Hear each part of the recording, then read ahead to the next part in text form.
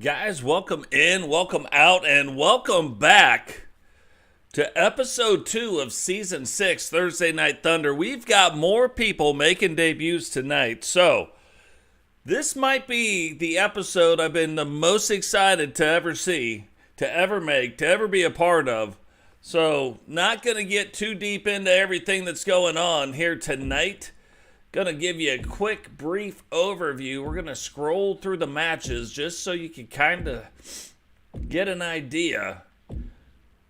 Only 3 title belts on the line here tonight, but I have a funny feeling it's going to be pretty action-packed. So in this match alone, we got the debut of the NWO on this program. John Cena, the LWO, finally making their debut. Paul, McWayne, Damian coming back. The following contest is a gauntlet eliminator match. The rules of the match are as follows. 2 superstars will start in the ring. At regular intervals, a new superstar enters the match. Elimination can occur anywhere in the arena. The match continues until one superstar remains, and that superstar will be declared the winner.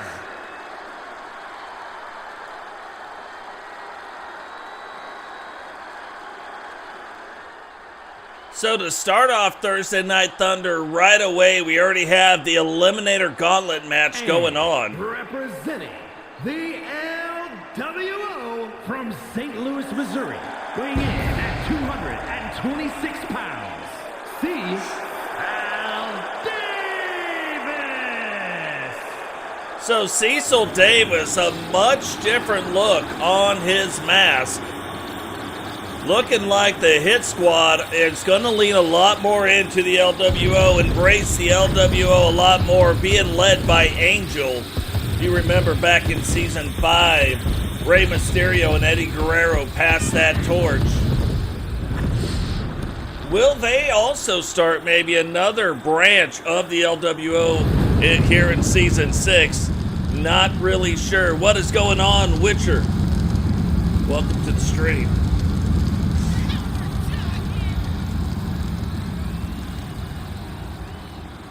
One of the bigger things, you know, when you're starting to look at the different things that can happen with the storylines, if you don't see your character, that doesn't necessarily mean you're not in this show. But kind of a new look for Cecil. His mask not available as of yet in 2K24, so kind of taking on a slightly different look. Now 2 members of the LWO in this match. From Grays, England, weighing in at 239 pounds, McWayne. Was going to say it would be kind of weird if the 2 members, because it is all random, but if the 2 members of the LWO were going to start off this match, what would that look like? We know that we'd like to see a lot more from the AI as far as holding off on the fighting each other thing. Haven't seen a whole lot of it, but look at this. McWayne now making his way down to the ring. Looking sharp as ever.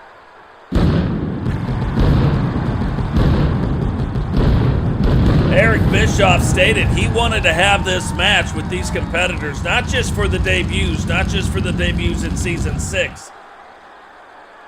But also, let these guys start establishing where they're falling in the power rankings. But remember, McWayne, one of the only people to ever start off a match, not exactly like this, but kind of like this, and then survive to win the whole thing. Can he do that here tonight?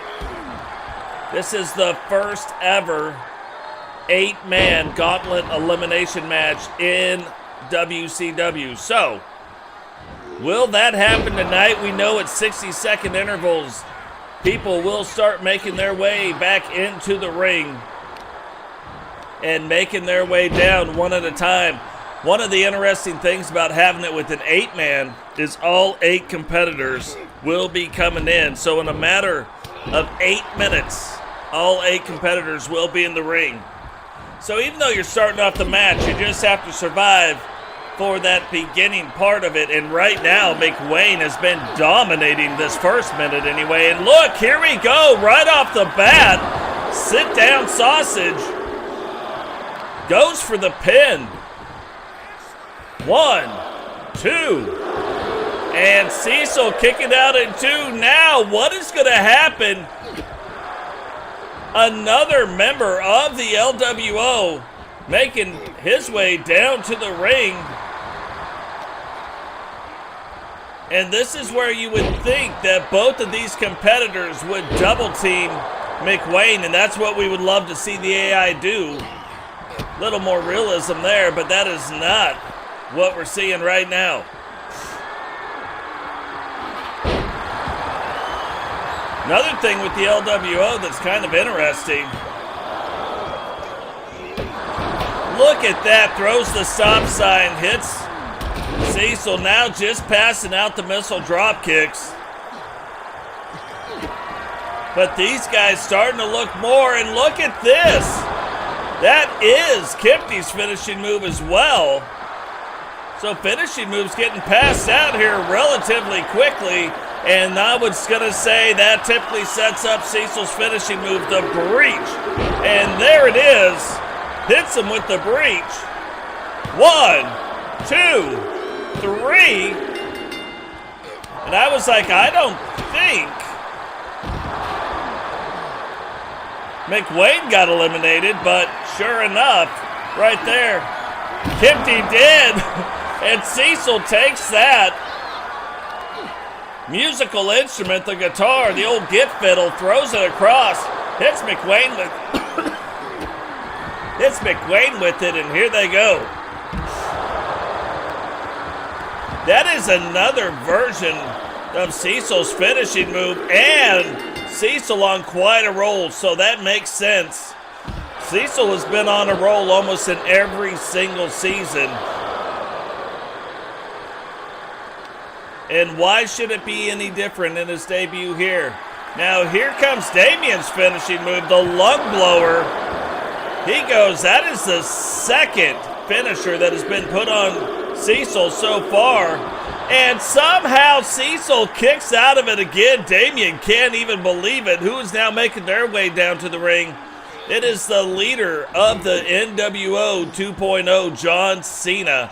And what is the NWO going to be doing this year? That we'll have to find out. But look at this, right off the bat. Cena hits Damian with the old attitude adjustment. And remember, Damian is the son of The Undertaker, the nephew of The Undertaker. So, something to keep your eye on there. What is going on, Digital? Welcome to the stream, brother. Somehow, Cecil has paced himself quite well and has put himself in a pretty good position. Now, both of these wrestlers, I would say, need to watch out because I thought Cecil was going to hit John Cena with his finisher, but doesn't. John Cena now takes Cecil using that ring and letting them know. And here it is, the debut of Grady. Grady has been out of our universe, or not Grady, Herbie, my bad. But the debut of Herbie. Herbie has been out of our universe mode for a couple seasons, has now made his return, a lot like Penny. Penny was out of the universe mode for a couple seasons and now made her return last year. Cena already split open. Damian getting back after Cena. And Herbie trying to get some things done. Not sure what Cena was doing, but look at that. Slams Cena down now, rolls him over and rolls him up. I think Damian's got the first pin on this. but both competitors kick out.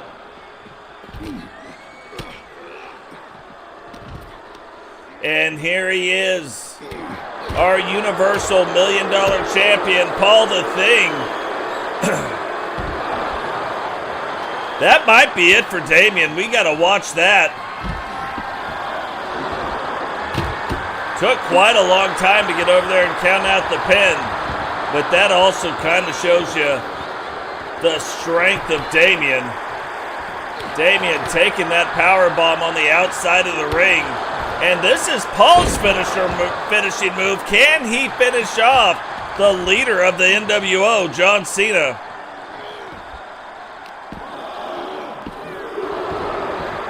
No, he cannot, but that is a 2 count on John Cena already.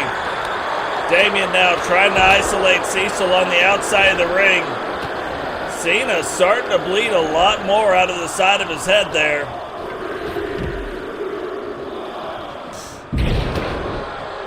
And here he is, the very first world champion, Hulk Hogan, making his way down to the ring.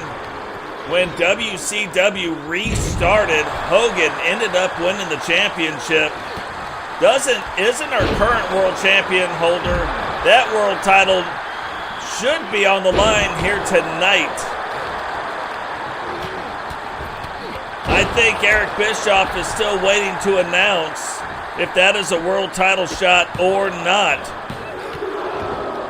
And look at that, Herbie almost had him down. Cecil still in. Remember, Cecil started this match, and now Cecil has eliminated the leader of the NWO. And I think Cecil's been the only one to eliminate anybody for that matter.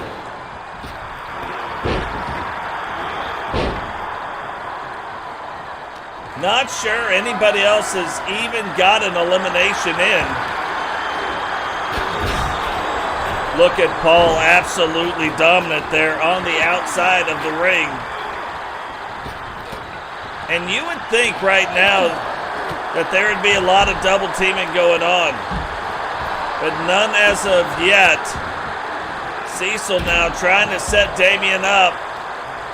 Not sure if Cecil could even get Damian up to put him in a power bomb, but something we're definitely going to have to keep an eye out on. Hits him again, and Cecil trying to use everything he possibly can. Herbie just got split open.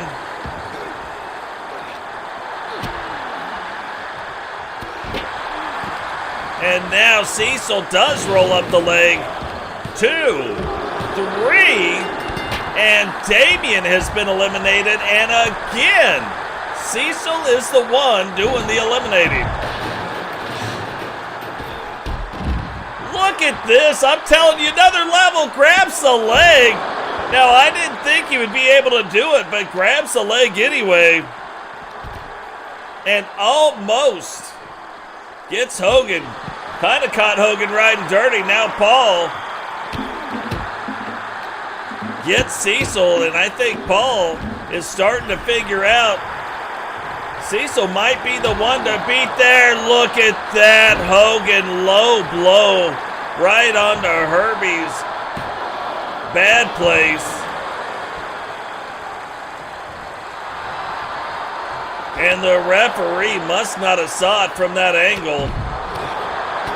And I cannot believe the absolute display Cecil has been putting on in this match alone. Somehow gets Paul up,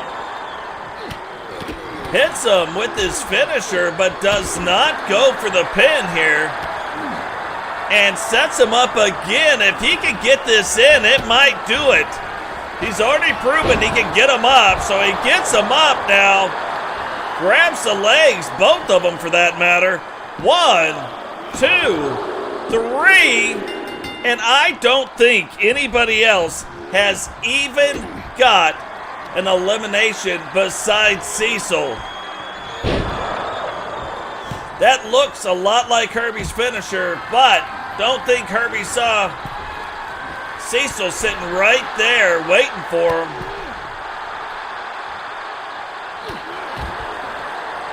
And Cecil now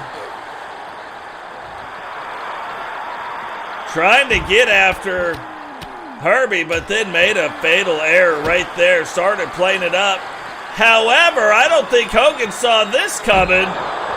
That is his finisher again. Is Herbie going to eliminate Hogan? 1, 2. And Hogan kicks out in 2. Cecil tells Herbie to bring it on. Herbie says, all right, I'll do that.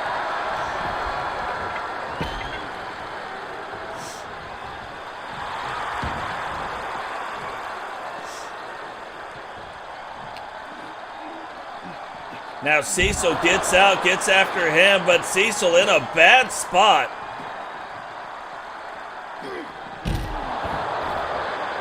Oh, Hogan's starting to make some inroads here. Was looking like Hogan might have been the odd man out in all the exchanges that were going on, but now looks like he might not be in that bad of a spot.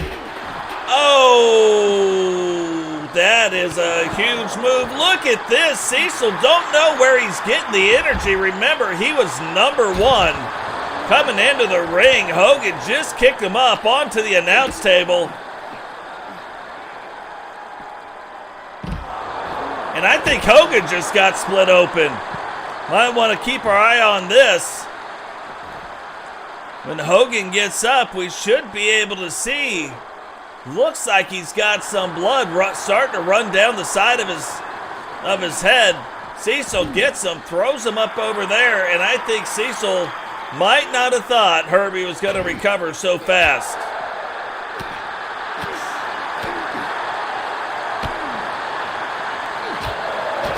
So not a lot of blood coming off of Hogan, at least as of yet, but Herbie, he's got plenty of blood coming off the forehead for everybody.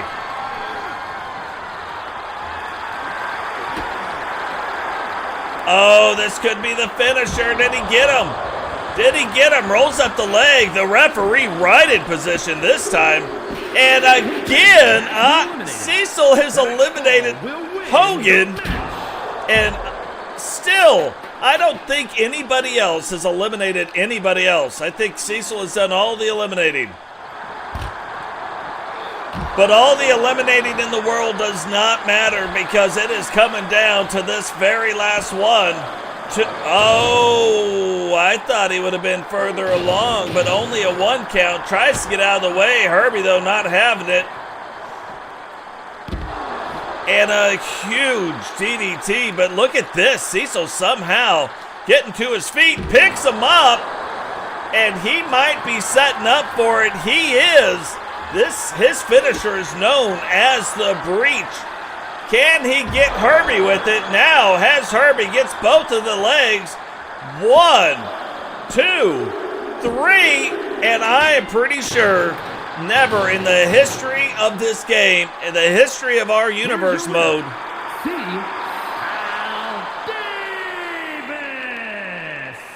have we ever seen in an 8-man elimination match, 1 man eliminate 7 other wrestlers?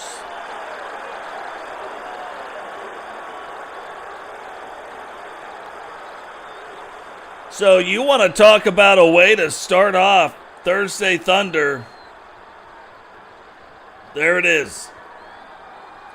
That is crazy. Something else I wanted to bring just right to your attention real quick is, do you notice how fast the loading screens are? That was an 8-man match, and the loading screens went very quickly. So that is something that's kind of crazy, but, and look at this, 1-on-1. Right now, TJones and Witcher fixing to face off in a 1-on-1 match. You're looking at the brand new television champion, and TJ just recently lost her title belt. So could she be looking right now? It's scheduled for 1 fall. Making her way to the ring, representing the Bikers from Austin, Texas, the WCW Women's World Television Champion, the Superstar, Tony the Witch Cox. So can you imagine that TJ's got her eyes set on this television title? Now the title not on the line tonight, but this could be setting up who Witcher faces the next time for the television title. We got to remember too, we're not going to look at all the mishaps from the first episode. But one thing that we are going to say was not a mishap was Rebecca grabbing Witcher's bike and riding it down to the ring. What is that going to mean? How is that even going to play out? And how will Witcher respond to Becky? Sweetwater, Texas, the living legend, TJones. So TJones, she has been dominating. Absolutely dominating the Women's United States division. Ends up losing on Nitro her United States Championship to the leader of the NWO, Heather D, who also went on to win the Women's Light Heavyweight Championship title belt in the same night. So crazy night that was. Hey, what is going on? Herbie, welcome to the stream. So will TJ now have her sights set maybe a little bit higher? Will she have them set either on the Divas Championship or maybe the WCW World Championship? Something we're going to want to keep an eye out for. Herbie, you made your debut, or re-debut I should say, in the last match. And it was quite a match.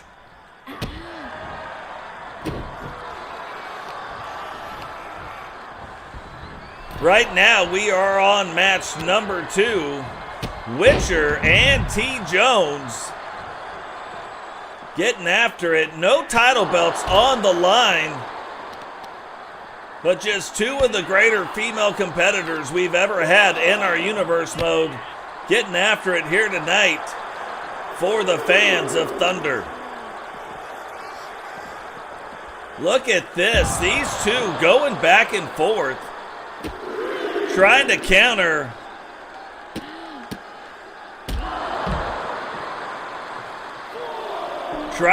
each other's moves.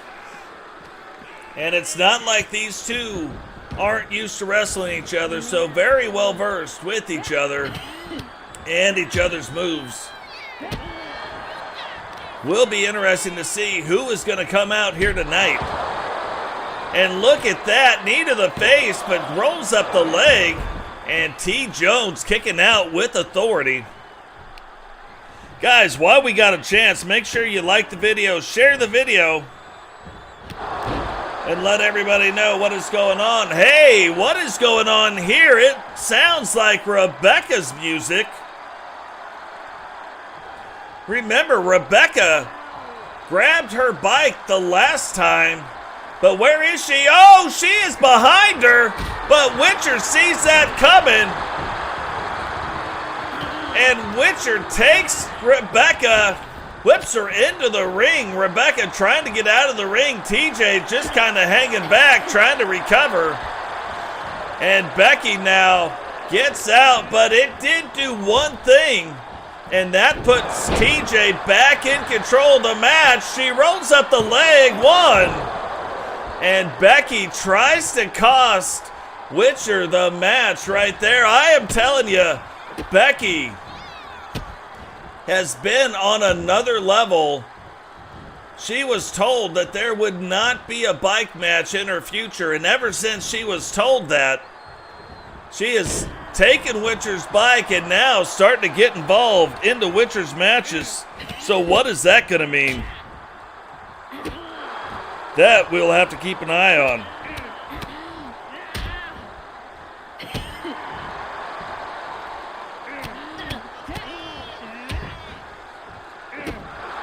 But now TJ firmly in control of what's going on.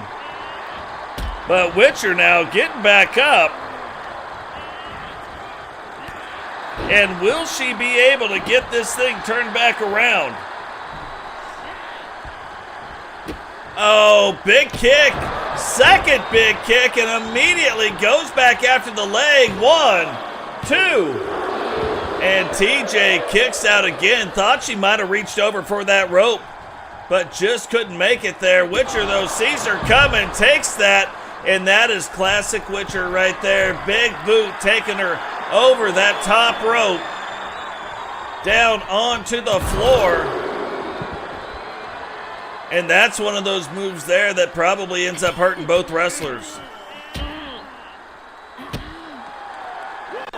And Witcher now looks like she's setting up for a finishing move, but the weird thing is, it is a submission hold, so probably not as effective at ending the match on the outside of the ring, but look at that, wisely puts it on her, inflicts some pain, and then lets go of that move to throw her back into the ring. Now, again, you can win on a count out. There is no title belt on the line, and here she goes again. You gotta believe if she can get this in a second time, this might do it. Locks it in, and look, immediately taps out. So despite... Here's your winner, the Superstar, Tony the Witch Cox. So despite the interference from Becky, Witcher able to hang on and win the match and ride off into the sunset.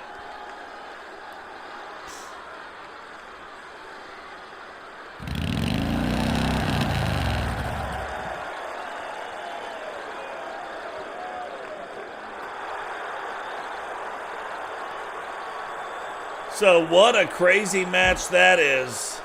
You can kind of see what's going on with this already with the two superstars, but it looks like just in the headlines alone that will not go unnoticed. So not many championship belts on the line tonight, but one that is. Jane will be facing off against Heather D, the leader of the New World Order, for the U.S. title. Is scheduled for one fall and is for the WCW Women's United States Championship. What is going on, Sentinel? Welcome to the stream. You may have just missed it, but Becky was getting involved in Witcher's match, trying to get her shot at that motorcycle. But Jane now making her debut in Season 6 here in Episode 2. Overall, this is the 103rd episode of our universe.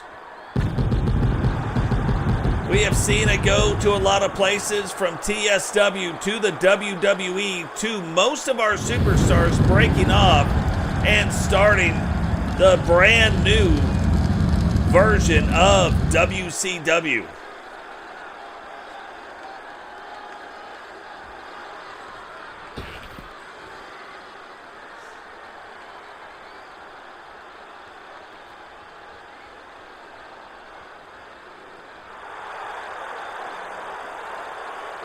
So we said it before, but I will say it again. In the last episode, Heather D winning the WCW Women's Light Heavyweight Championship and the WCW United States title belts, now both firmly, I would say, around her waist, but firmly around her arms currently. Both belts are not on the line right now, even though it is possible for the first time ever for that to be a thing. But for right now, only the WCW United States title belt on the line here in this match.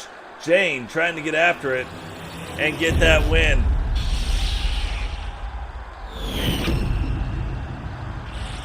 Introducing the challenger from Leeds, England, the Legend Killer, Jane!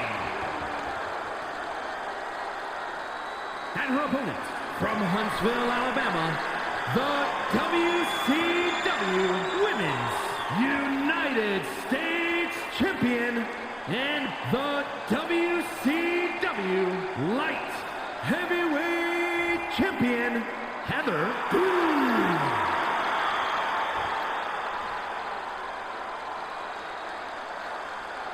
So again, only one title belt on the line in this match, but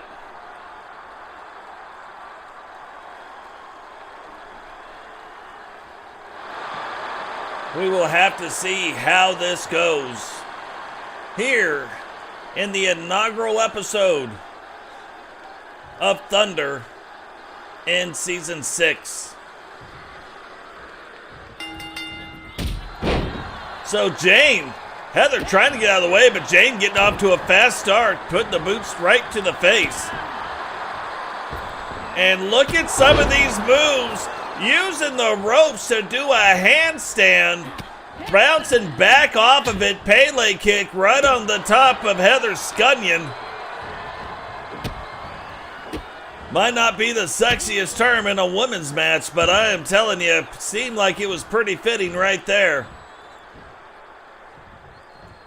Jane now trying to maintain control here of what is going on. If we remember, at the end of Season 5, the Order of the Phoenix just started to rise, and we see that they are here still in Season 6. So what is Season 6 going to hold for this group of ladies? No idea. But we will see part of the faction a little bit later on tonight going after the WCW Women's World Tag Team title belts.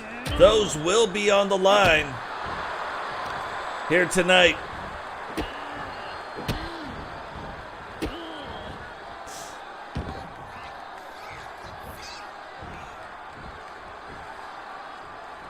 Yeah, we're already starting to see some things happen, some different stuff go downtown with some of these cutscenes. That are making things much more enjoyable here in Season 6. Jade so far dominating this match. Is the champ going to be able to get things turned back around and defend her U.S. title belt? Look at the state of that. A little spinity-dinity, flippity-dippity, a zippity-doo-dah. Not even sure what you would call that move, but she was all over that ring to try to get things turned around. Jade now trying to get things back, grabs that leg, sweep the leg, Danielson. Now rolls it up, 1, 2, and look at that. Grabs the rope to break up the count. Jane probably didn't see exactly what happened, but I'm telling you, no longer in our universe are there automatic rope breaks. Those are a thing of the past. From Season 5 back, you had that. Season 6 moving forward. Apparently you got 2 knees to the chest, but Season 6 moving forward, the Superstars will have to reach out and grab the ropes to get a rope break. And that is what you were seeing right there. No more automatic rope breaks. Look at this, Jane. What is she doing? Jumps up on the top rope, side kicks the head. Looks like she is getting pumped up. Listen to that crowd. I don't think you can have a crowd behind you any more than they're behind Jane right now. And you can see Heather starting to move very slowly. Is going to need to try to use the outside of this ring right here to start evening things up start pulling back within a little bit. And that will do it right there. You take a knee and you drive that knee into the back of the head, bouncing the top of the head. Off of that, that'll about do it. Heather got up there, and look at that. I don't think Jane's seen what she's done. But there is a title belt on the line in this match. And getting a count out is not going to win you the title belt. And Heather trying to get back in, but it kind of shocks me that she even made the effort because she could have lost the match, but basically won the war right there with that count out. However, not the case, and now Heather's starting to make her comeback, setting up for it right here. Trying to hit her with the H-bomb. Gets it up and back down. Now rolls up the leg. Is she going to be able to retain her title belt? One. And only a 1 count. Look at the look on Heather's face. She cannot even believe what just happened. Referee finally caught on to what was going on there and then is now putting that turnbuckle pad back on. What in the heck was that? We have never seen that move. And Heather just went off that top rope looking like she's an Olympic diver and lands it right on Jane's head. And you want to get something turned around in a hurry, that might be the way you do it right there.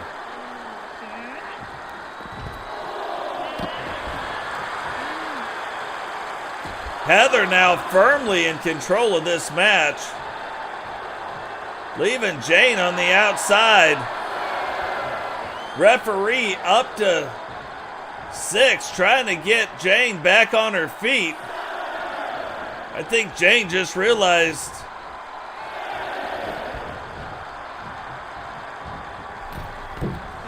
what?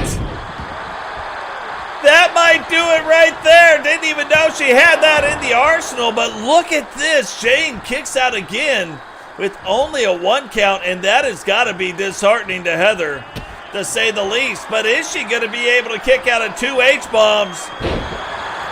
Highly, highly doubtful. Rolls the leg. 1, 2. And I say highly doubtful, but there she did it anyway. Rolled right out of it. And Jane now takes Heather, whips her into the ropes, gets her into the corner.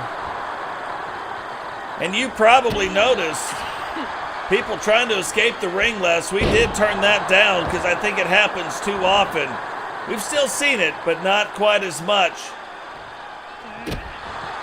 Heather now gets herself up on the ring ropes. Jane using that side. And here it comes again. Choking her, takes it up top, and again, 2 knees right to the chest. What is going on? Eagle, welcome to the stream.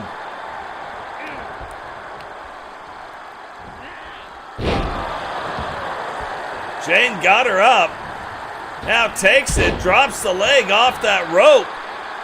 Thought she might be going for the pin, but does not.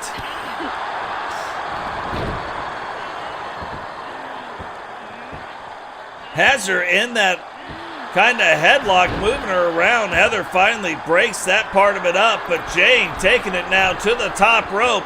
Wasted no time, hits her with an elbow.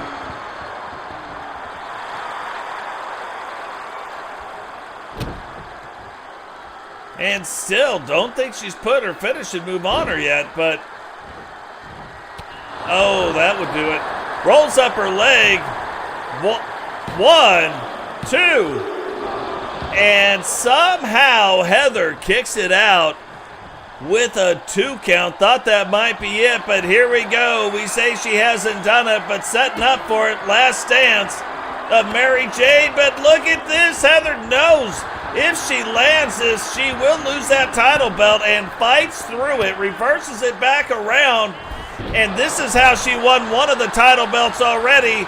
Now rolls up the leg, one, and still kicks out in only one. That is unreal.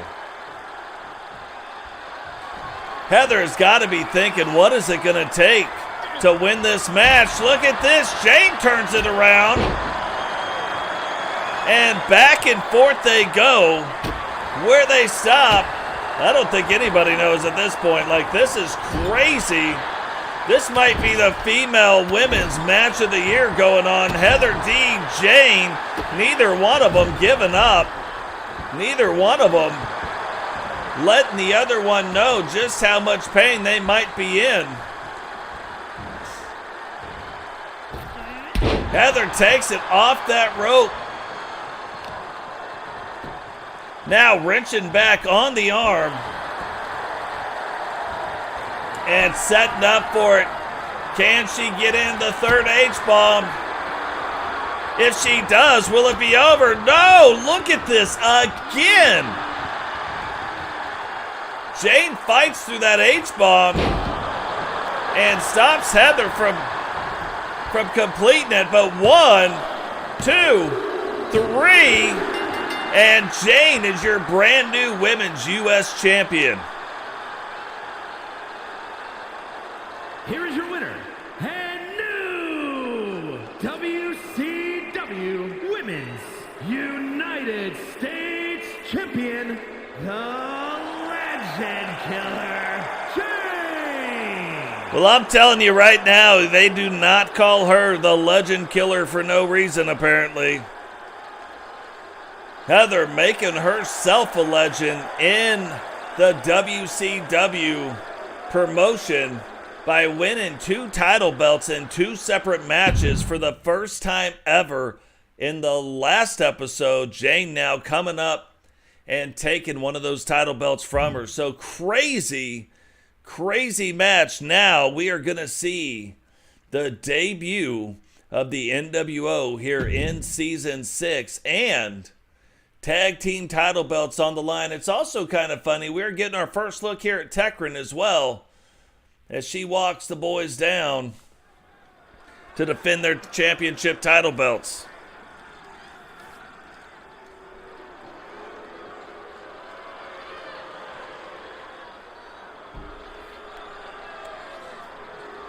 NWO music playing. Brand new NWO shirts. But here's the strange thing.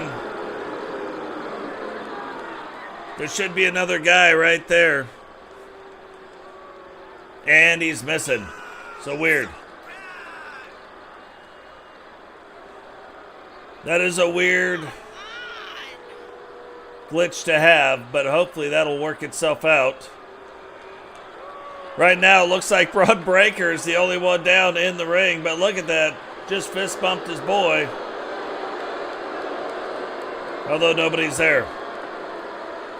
And that probably really, John Cena, you can't see me, and you literally can't see John Cena or the other tag team partner, but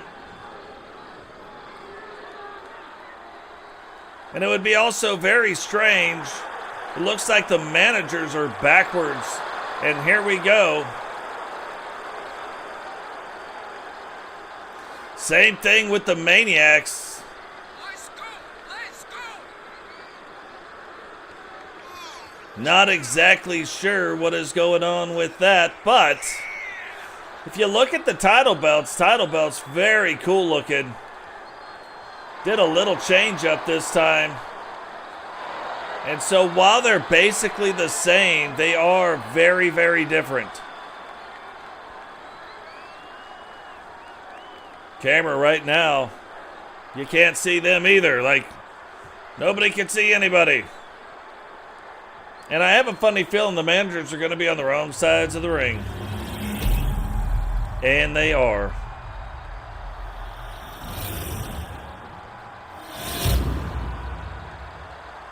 The following contest is a tag team match set for one fall, and is for the WCW World Tag Team Championship. Introducing the challengers at a combined weight of 471 pounds, LA Knight and Braun Breaker, the NWO. And their opponents at a combined weight of 545 pounds, the WCW World Tag Team Champions, the Maniacs.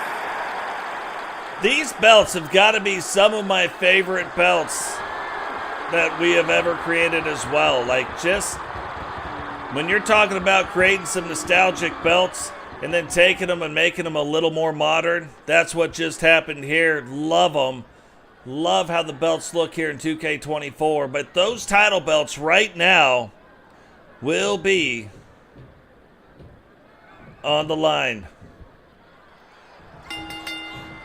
So I thought that maybe they would switch around, but they have not switched around. So tis what it is. We'll see if they get involved somehow in the wrong way. But Milkman now and Braun Breaker getting after it. Could you even imagine in real life if John Cena came back, got the torch passed off to him to restart the NWO, and he gets the likes of LA Knight, Braun Breaker, Bobby Roode? Like, that would be absolutely nuts. But that is exactly what is going on here in our universe. And don't forget Recon Delta.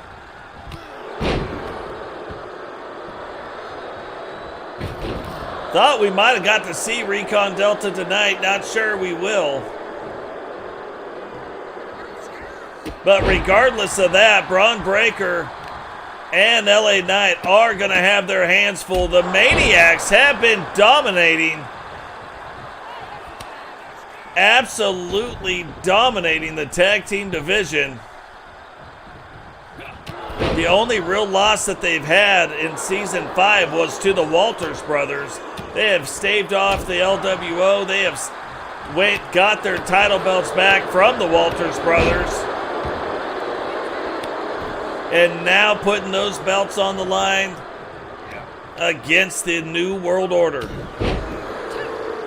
Kind of hard not to cheer a little bit for the New World Order, as they had helped us get the WCW, the brand new WCW restarted. But still, at the end of the day, you can't always agree with the New World Order's tactics.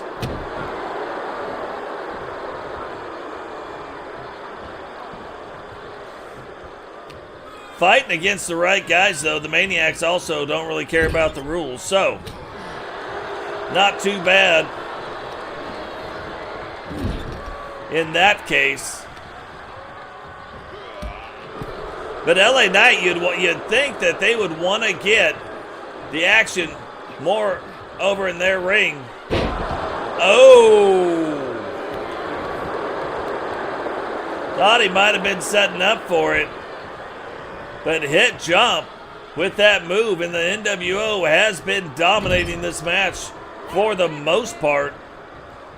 Our first double team move. Oh, here it comes. Right on the small of the back. SC Jumpman has been taken quite a beating. Is he going to be able to get Milkman tagged into this? Or is he not? You can see right there, he was trying it again. But Milk does a pin break up good. And broke up that pinning maneuver. Now, one of the things that got patched in, what would happen next if another pinning maneuver were to happen. It wasn't working right, but we'll see if it starts working now. There it is again. SC Jumpman again taking the beating. LA Knight talking to him. Jump now trying to get out. Just reaches by the fingertips And look at this. Something you got to watch out for from these big guys. These two big guys move very nimbly for their size. And that is what makes them so crazy.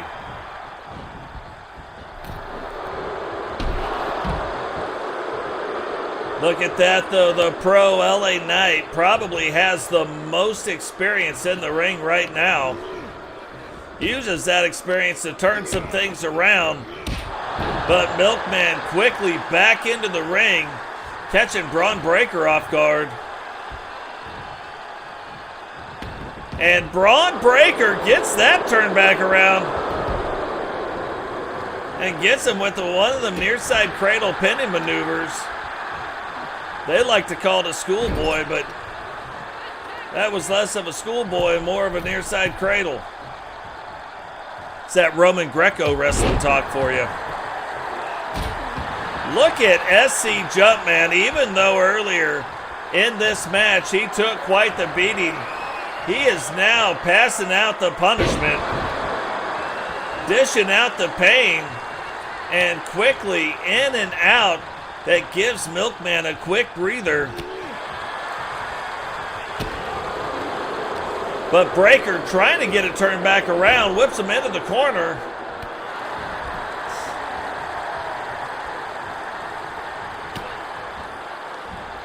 And now fighting on the wrong side of the ring. But you can see very clearly why these guys are the World Tag Team Champions. Look at the state of that, though. But that maneuver, LA Knight ends up hitting the referee. Referee down right now. While Braun Breaker tries to get it turned back around, Milkman trying to maintain control, and back and forth they go. But no counts. No anything being done right now. Referee still down on the ground. And Milkman trying to bring it back in. And throws LA Knight out of the way. Referee now getting back to her feet. Braun Breaker still in the ring. And look at this. Finally, the 1 count has started. Milkman, though, kind of wisely taking advantage of this time to take a little bit out of LA Knight. Braun Breaker now talking with his own coach, John Cena.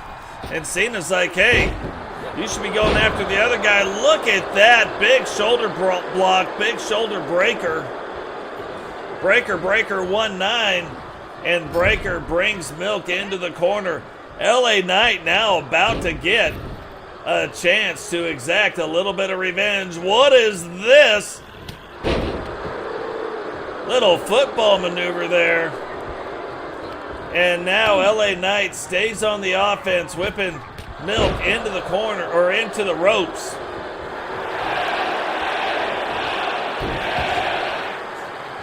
LA Knight, yeah, indeed, chanced the crowd.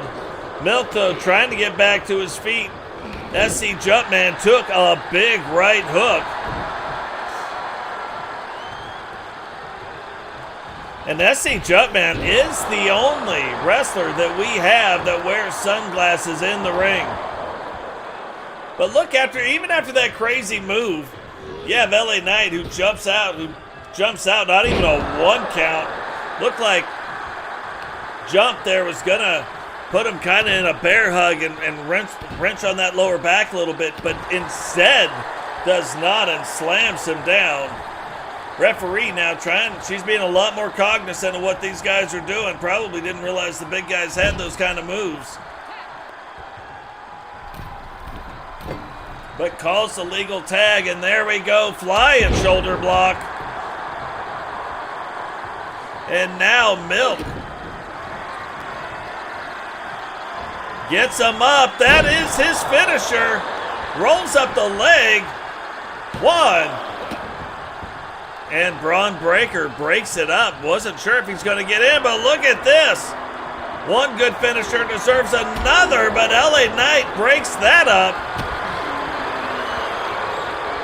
And now Milk finds himself in a bad place. Another double team move incoming on Milkman. So World Tag Team title belts on the line right here. So far, Tekrin hasn't really got involved. John Cena has given Braun Breaker some words of advice, but here we go. This normally sets it up. Rolls the leg. 1, 2, 3, and no need to set it up. The NWO becomes your brand new World Tag Team Champions. Your winners, LA Knight and Braun Breaker, the NWO. What a crazy match. That almost is putting the WCW on notice. NWO not really big into the title chase, but it looks like right away here in season 6, that is exactly what they're after. And they are going to walk away your WCW World Tag Team Champions. So 4 matches down, still 5 to go. You think about all the things that have happened so far, and you would think that we are already well into this show, and we are just making it halfway through it right now.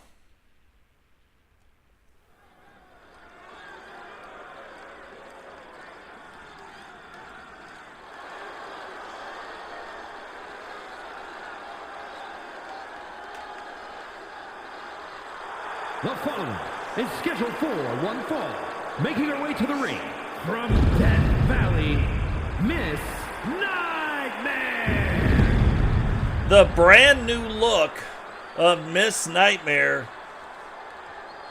making her way down to the ring right now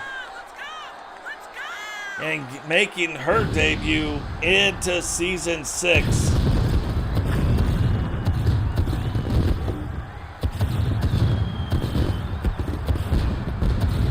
Remember, drop a like on the video, subscribe if you're new, turn on the bell notification so you don't miss any of our live shows, any of our creator feeds, or anything else we do here on the channel.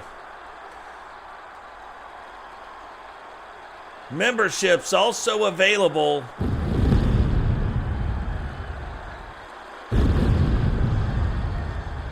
for those who want to support that way.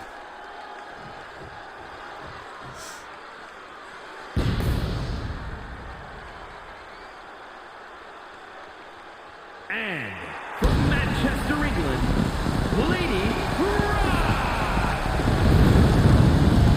So Lady Rock finished off the season 5 as our WCW Women's Television title holder, ends up losing it to Heather, and now trying to get back on track. Gets scheduled by Eric Bischoff for a match against Miss Nightmare. You know, if there was one thing you wanted to do, one way you wanted to get back up on the horse, one way you wanted to get things rolling, Miss Nightmare, that is a test of your skills right there. Another thing, these entrances are on an absolute another level. I don't think there's any entrances quite like it in all of YouTube. Put a period at the end of that.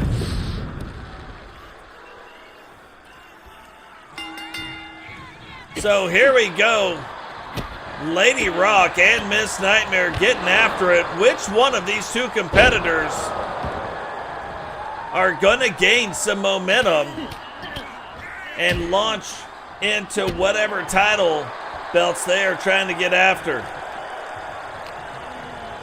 Used to be Miss Nightmare was a part of a faction. However, that all started to change in WCW, where she is the lone survivor of that, as her other two compadres left to go over to Japan.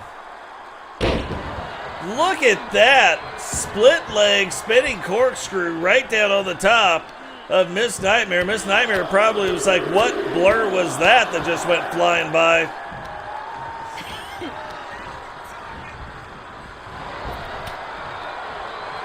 But now Miss Nightmare getting back to her feet. Goes, grabs the leg. 1.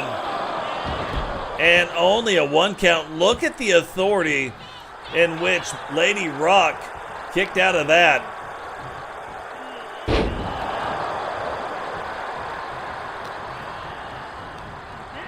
Lady Rock now back in control. Takes Miss Nightmare, whips her up over the top. Thought Miss Nightmare was going to come out on top of that, but does not. Instead, Lady Rock following her to the outside of the ring and trying to keep the offense going. Look at that. One of our larger, not by weight, but by height, one of our larger female competitors, Miss Nightmare, who originated from Japan, trying to show you that style on the outside by taking it up over the top rope. You know, really like the new look Miss Nightmare's got this season. Face paint pretty much the same, but just the overall outfit and look and feel of what is going on with that. There's a lot more to add to her look, but for now, looking really good.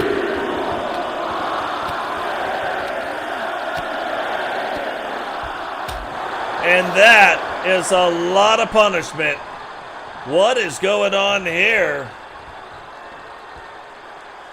Crimson, I guess, just letting it be known that she is going to be coming for her and coming for her soon. What? Oh, that distraction by Crimson has allowed Lady Rock to get things turned back around in this match where, as before, she wasn't. And it looked like Miss Nightmare wanted to get after her, but instead did not. Oh, look at that little step back.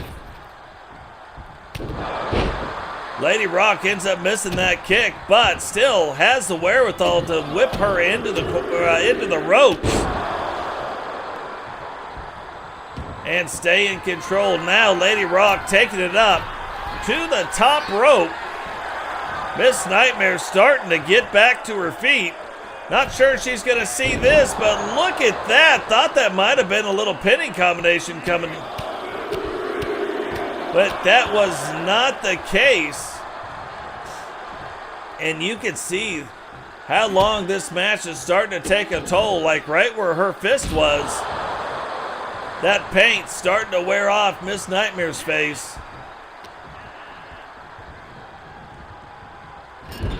Now I would have to think Miss Nightmare is not used to having her face revealed, but that might be what happens in this match, the way it's going. But look at this. It's almost like the less paint she has, the more angry she is becoming.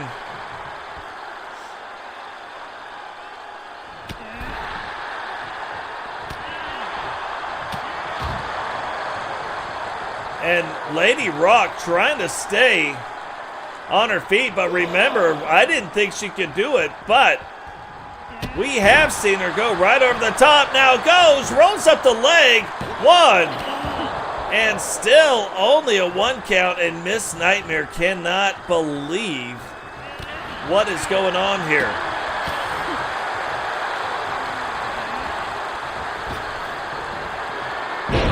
And that is her finishing move. It is called the Bone Crusher, and called the Bone Crusher for a reason. 2. And look at this. Didn't even notice. We have a brand new referee. And I wonder if we have a new referee because of the fall the ref took in the last match. Not really sure. But a little spinity doodah coming from Lady Rock.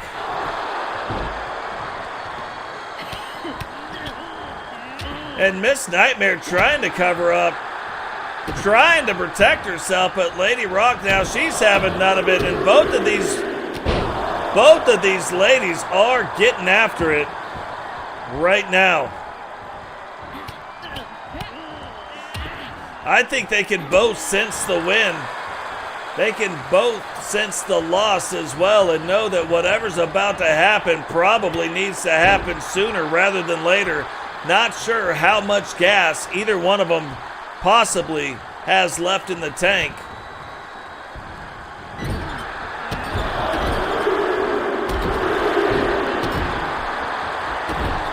But this is a nice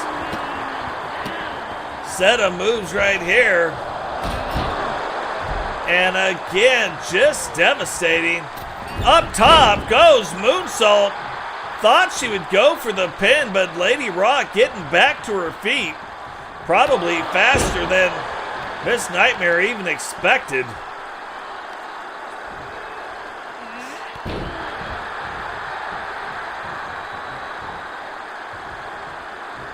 And now sets her up. Hits her with the back suplex. And anytime she whips you into the ropes, you gotta be worried about the bone crusher. And there it is. Not sure you can survive two of them. 1, 2, 3. And Miss Nightmare, despite the interference from Crimson, comes away your winner. Here is your winner, Miss Nightmare.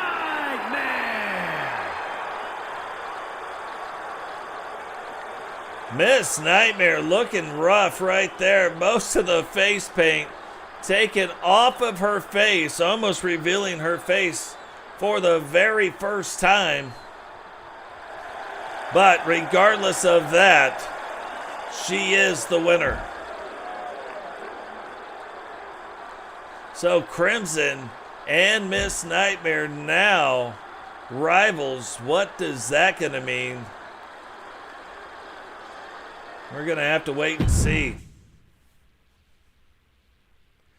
So now, just a little more than halfway through, and we come to one of the better matches. This will be the second time we see a match between the Horsemen of Old and the Horsemen of New. But the Horsemen of Old saw what was going on, realized that the New Horsemen are down to 3 members, and maybe they want to show up right now and test them. So the Horsemen reached out to Grady, who is going to tag up with them tonight. Not yet a member of the Horsemen, but starting to look more and more like they could be leaning that way.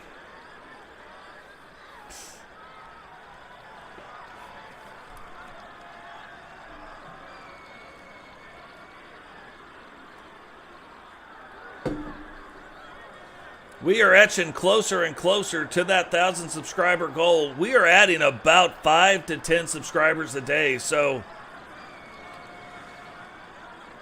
it won't be very long before we get there. Every subscription helps. If you guys see something you like here and you're new to the channel, go ahead and subscribe. The following contest is an elimination match.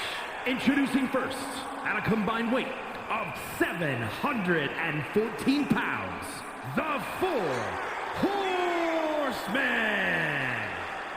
But go ahead and subscribe. Turn on those bell notifications so you don't miss any time we go live.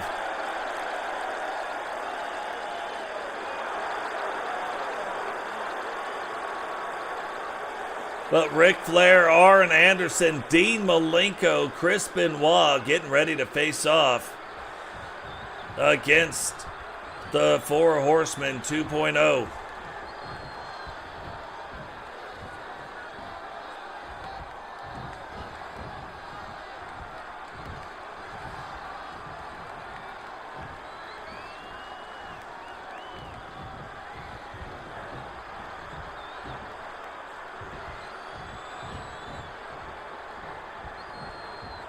Music hasn't quite hit yet, probably letting the anticipation build up just a little bit.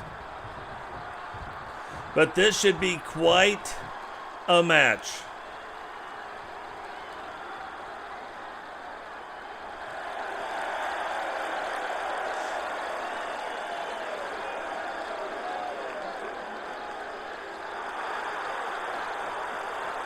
And at a combined weight of 802 pounds, the WCW Light Heavyweight Champions, the Four Horsemen. So the Four Horsemen now making their way down to the ring. Eagle Star, the men's light heavyweight champion. Totes McGoats, the brand new WCW United States champion. And Rowdy making their way down to the ring. Rowdy has his eyes set on the title belt as well. May even start to see that sooner than you know.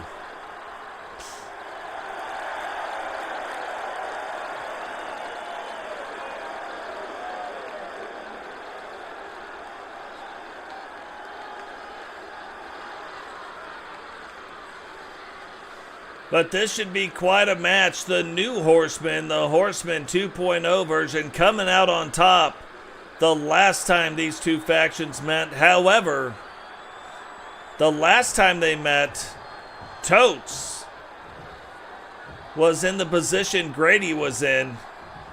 And now Totes, a member of the Four Horsemen. Does that start to telegraph maybe what the Horsemen are thinking? Does that put Grady in a good spot for that? Weighing in at 247 pounds, Grady.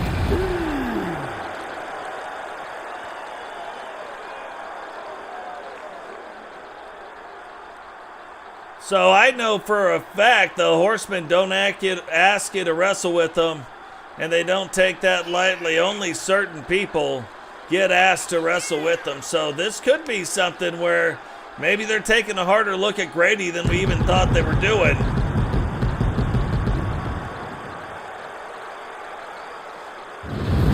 So that will be something we definitely want to keep an eye on in this match.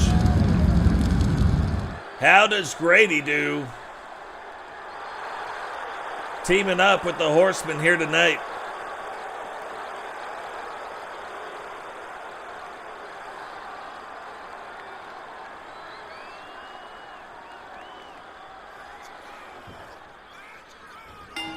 So look at this, it's kind of funny.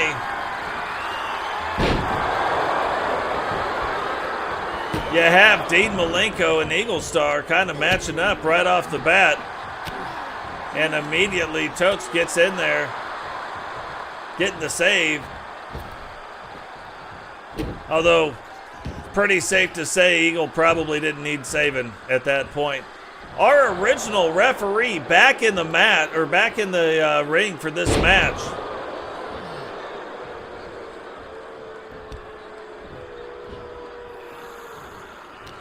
And Eagle Star still trying to recover from that pop-up powerbomb.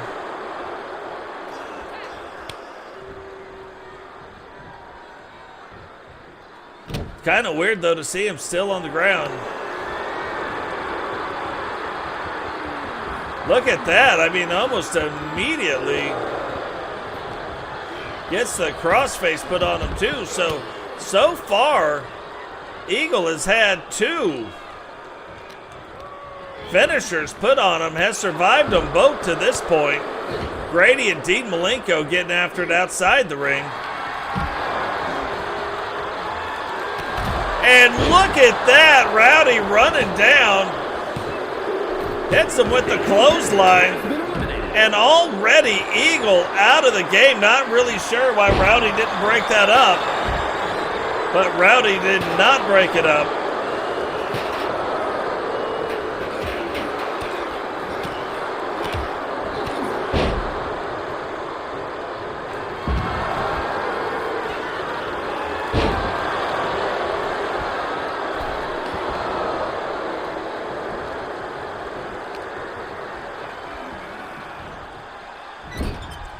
Accidentally hit some buttons because it feels like something weird is going on.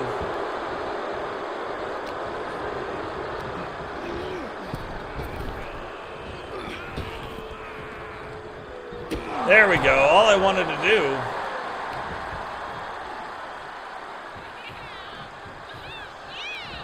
Was make sure that our guys, I didn't hit the wrong button or something. And now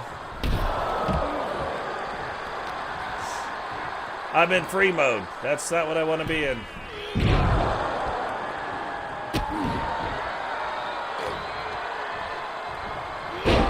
But look at this. Totes trying to get this turned back around. Looks like one of their guys is down. Rowdy now getting tagged into the match.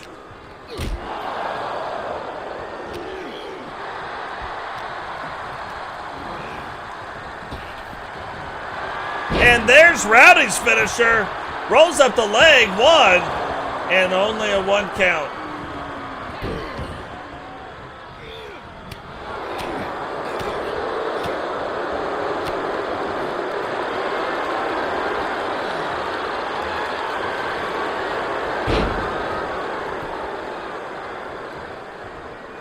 Trying to get the right camera angle back again.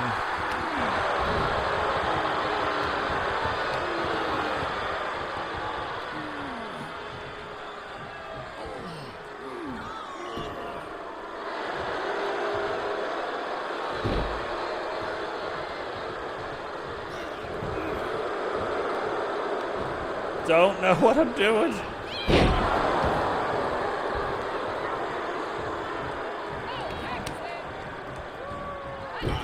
So gets him tagged back in. For the love of everything that is holy, free mode is not working well for me.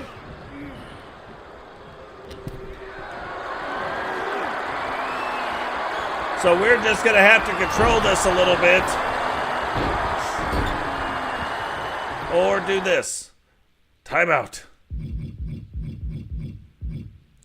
Options, presentation options.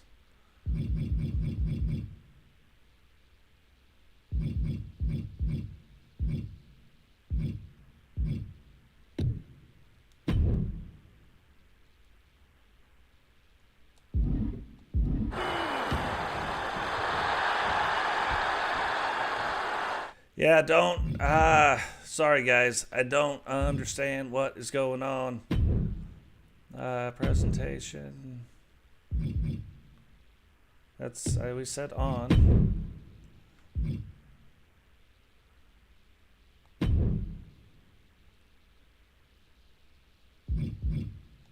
Why won't we just,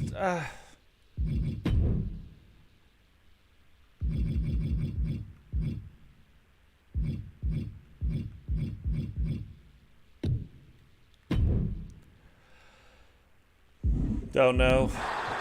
Don't know what to do.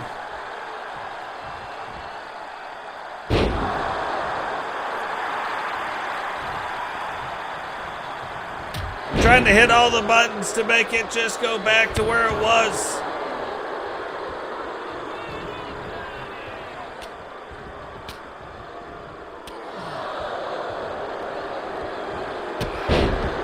I think we're close.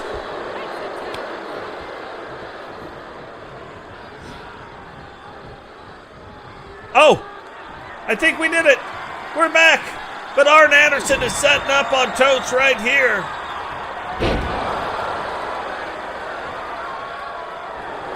Goes now, rolls up the leg.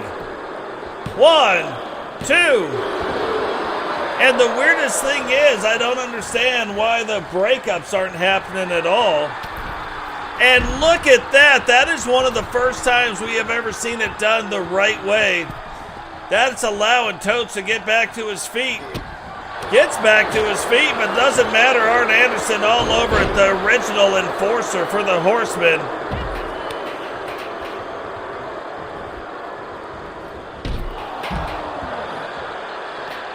And look at this. The leader of the original Horseman, Ric Flair, showing you why he is the leader. And Totes finally getting it turned back around a little bit.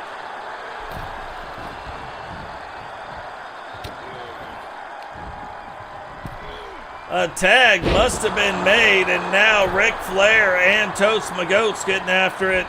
Totes looking like he was trying. to get his guys tagged in, but doesn't. And Ric Flair whips him up over into the ropes.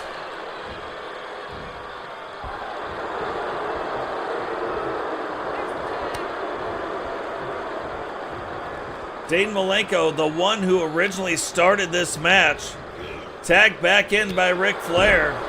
And the new Horsemen don't look like they are doing so hot right now. Now here's a scary thing. Malenko's bringing you into the center of the ring. The man of 1,000 holds. Totes trying to get back to his feet to stay out of one of them holds. Ends up getting a brain buster instead. And here he goes. Thought he was going to try to put him in it. But Totes gets out of the way and now gets over, tags Grady in. And looked like Grady was onto something. But instead goes out and gets a guitar. And the guitar pays off, goes right over the scunion of Dean Malenko. And Dean Malenko, though, recovers quickly and gets that turned back around.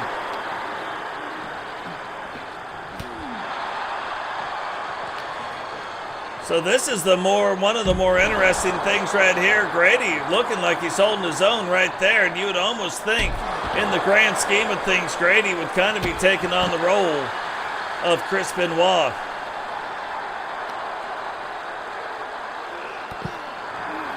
That has got to hurt. So if Dean Malenko goes and tries to get you in that Boston Crab maneuver, Grady trying to take out his legs so that move becomes less effective, maybe a lot easier to break out of.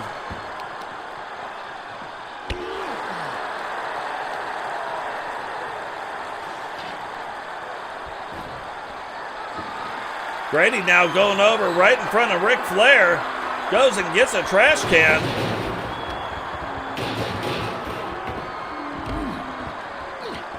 And Malenko gets back. Gets back in control of this match. Notice there are no countouts.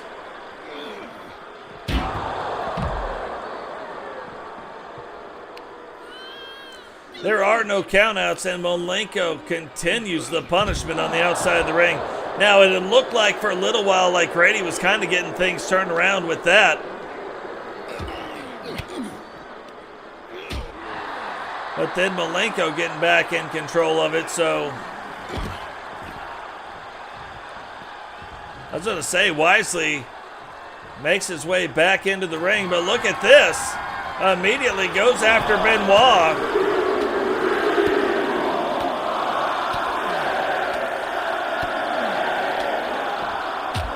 And I would say that's not a bad move, to be fair. Benoit has not had a lot to do inside this match, so still pretty fresh. Goes after Arn Anderson, though, and that was his mistake. Malenko then takes advantage of that, hits him with that guitar and guitar fragments all over the ring now. Referee staying on top of it right in front, and here it is. This is Malenko's finisher. The man of 1,000 holds. Puts Grady in it, but Totes gets that broken up. Now goes, rolls the leg. 1, 2, and not sure if it was Rowdy that got that broke up or if Grady made it out in 2, but Malenko going, getting Ric Flair tagged in. Now this is the dangerous part of it. Malenko just got put in that position, and Ric Flair has that figure 4 leg lock. So if I was Grady, I would be trying to get out of the ring right now. Maybe give your legs a chance to heal up. Grady, however, not having it, and gets Ric Flair one more time. Now the enforcer of the new Horseman makes his way into the ring to face off with Ric Flair and puts Ric Flair up in the Rowdy recliner. I don't think Ric Flair realizes how close he is to the ropes, so wasn't even able to kick out of them. Look at the strength of Rowdy just picking him up. 1, 2, and Ric Flair kicking out in 2. Shocked that the referee hasn't noticed Grady in the ring as of yet. Grady's still just standing there. Ric Flair, though, finally sees him standing there and then tries to get after him. But that does give Rowdy a little bit of time to recover and ends up going and saving Rowdy. Ric Flair dives, makes the tag. Chris Benoit in and pretty fresh. Now Totes also in the ring. Gonna have to try to make some inroads immediately against Chris Benoit. Try to wear him down soon. Gets him in the extraction, hits him with it, rolls him over, and Ric Flair already making sure he could get in there and break it up. Rowdy now getting Ric Flair out of the ring, and Totes bringing Benoit over to the corner. Might be one of our first double team moves we've even seen. And Grady now setting up for his finisher. I don't think Benoit saw that coming either. Hits him with it. Needs to go for the pin. Does. 1, 2. And somehow Chris Benoit survives 2 different finishers. One from Totes, one from Grady.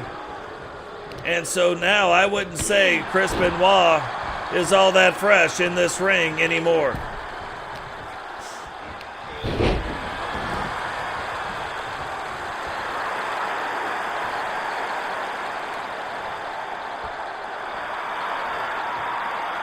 Not sure Chris Benoit not even having the ability to crawl back towards his side of the ring. Ric Flair was reaching his arm out, but look at this. Benoit now trying to get it turned back around. Thought he was going to get power bombed, but doesn't, and Totes standing right in his way, not allowing him to get back to that corner. And Benoit still, you can tell he's trying to get back to his feet, just unable to do so.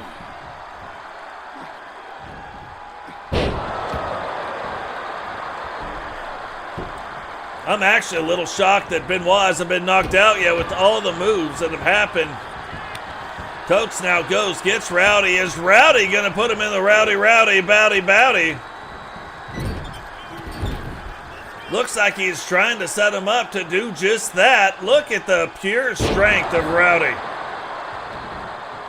Gets him, drops him right back in the center. Benoit still just not able to even crawl to his side of the ring. Flair reaching out, trying to get him.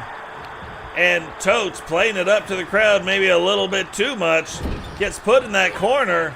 And now Arn Anderson brought in to the ring. This is probably one of the worst case scenarios, is having Arn Anderson in, and now Chris Benoit having him get the opportunity to try to rest back up.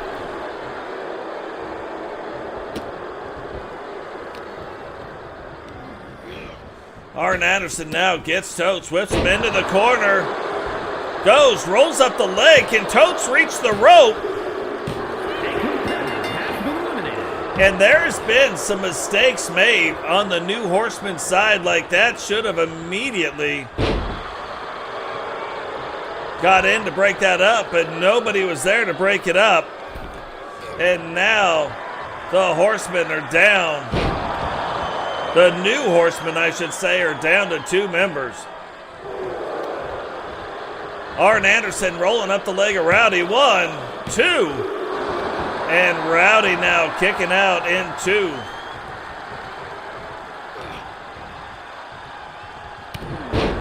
All 4 of the older generation Horsemen still in. The new Horseman 2.0 not in. Here it goes again. Rowdy now split open. Will Arn go for the pin? Does. 1, 2, 3. And Rowdy does not reach for it. And this is what I'm talking about right here. I said the worst case scenario was Arn Anderson being in that match at this time, and Arn Anderson has proven that to be true. Rolls up the leg. 1. And Grady kicking out in 1. Now, can Grady make any inroads in this? This would be something, I would say, if Grady could find a way.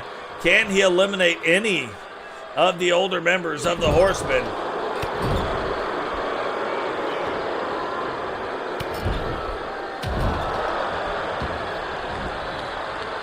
And now Arn Anderson thought he was going to tag out, but doesn't. Gets up to that very top rope.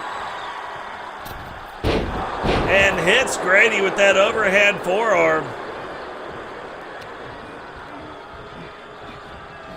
Is Grady going to be able to come back? That is the question.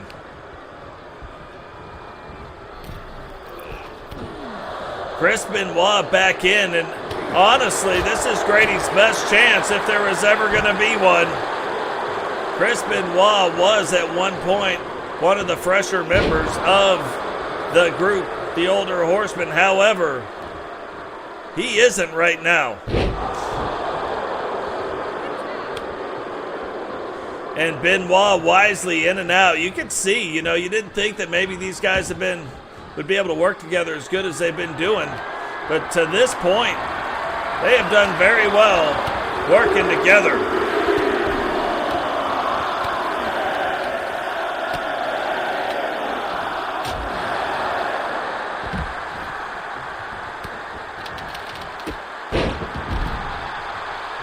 So Grady doing everything he can. Now he's got Arn Anderson up. Is he gonna? That's his finisher right there. 1, 2. And Arn Anderson kicking out at 2. Now I'm telling you, Grady did everything he could do to set up the pin. Actually got it to where he got the pinfall. Nobody was really ready to break it up. But now Ric Flair, Chris Benoit back to their feet. For some reason, Malenko just standing there with the baseball bat. Not sure what he's doing.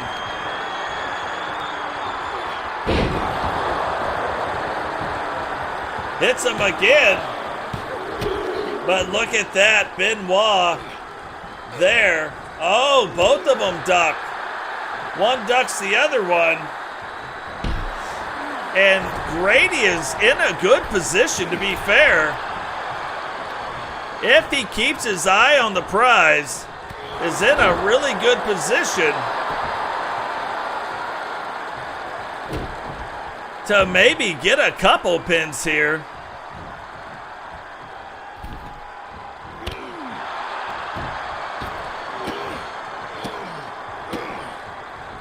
Now going, applying the boots to the face.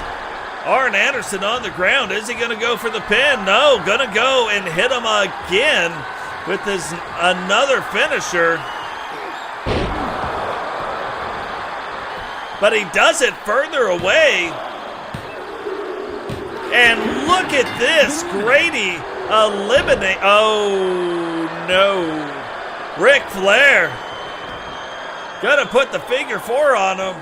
Can Grady reach the rope? He is right there, but I just don't think he realizes it. Now he's gonna take him out, draws him out into the center of the ring. Thought he was gonna go for the pin there. Doesn't. Instead, drops the knee. Rolls up the leg. 1, 2, 3. But I gotta tell you, the whole fact that Grady lasted as long as he did, I mean, that is some Horseman material right there.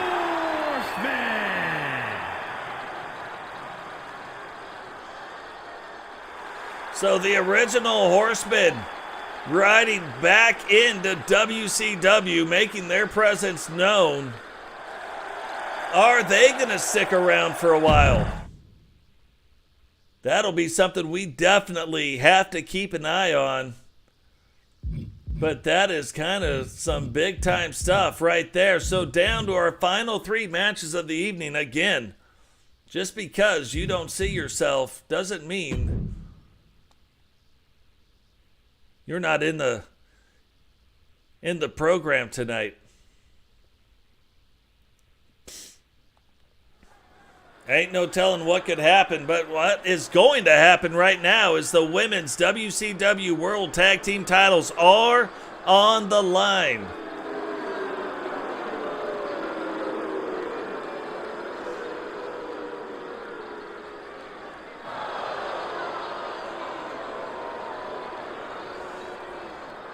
So now the Order of the Phoenix will be going after these tag team titles. Phoenix and Angela Starr making their way down to the ring to see if they can't bring home some gold, just like their counterpart Jane did tonight, bringing home the U.S. title.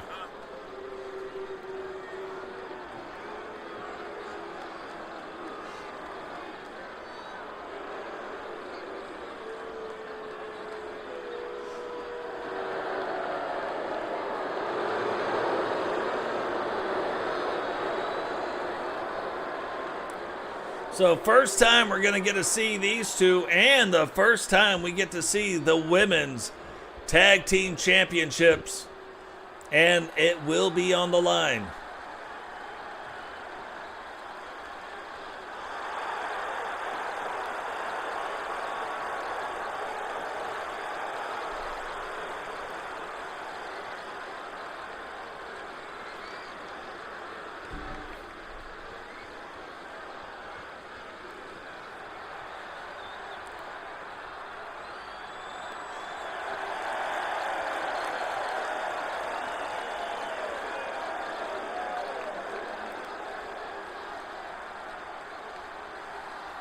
So the Authority getting ready to make their way down to the ring.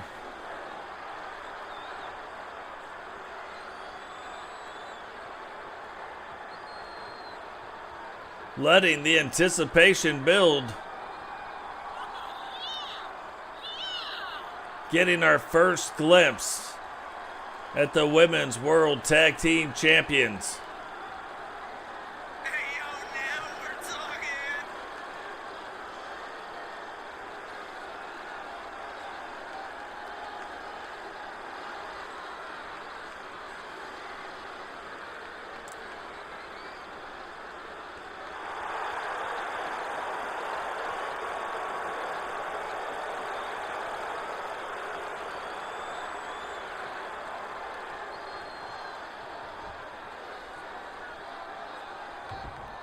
Kind of what I thought was about to happen, but what a weird deal. The following contest is a tag team match set for one fall and is for the WCW Women's World Tag Team Championship. Introducing the challengers, the Order. And their opponents, the WCW Women's World Tag Team Champions, the Authority.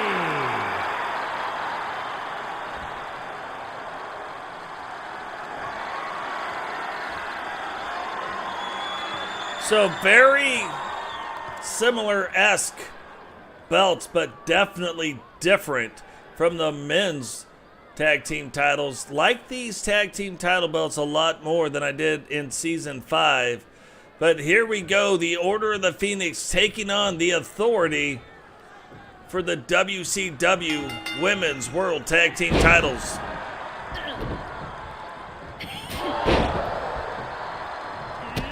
We do have a rematch tonight as well, which will be very interesting. What is going on, Dubs? Welcome to the stream, brother.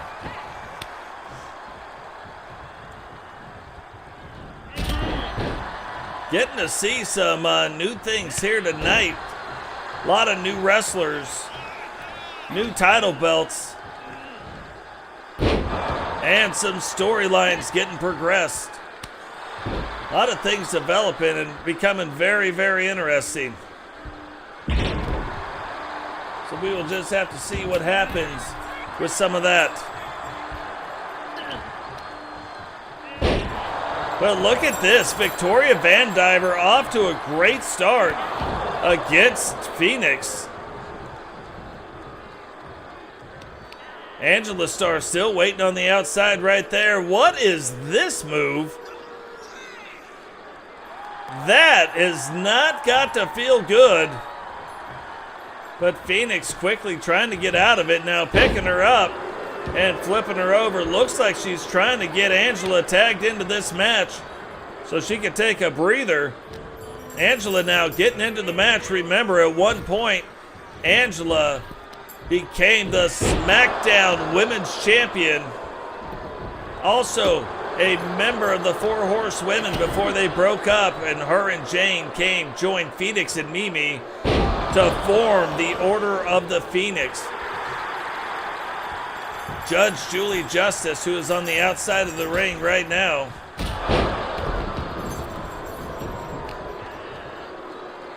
was also a member of the Four Horsewomen. And now Angela and Judge Julie Justice tying it up right here. But Victoria Van Diver back into the ring and gets over there to take advantage of the situation and retain the control over them. But right now she is on an island until the judge can get back up in position.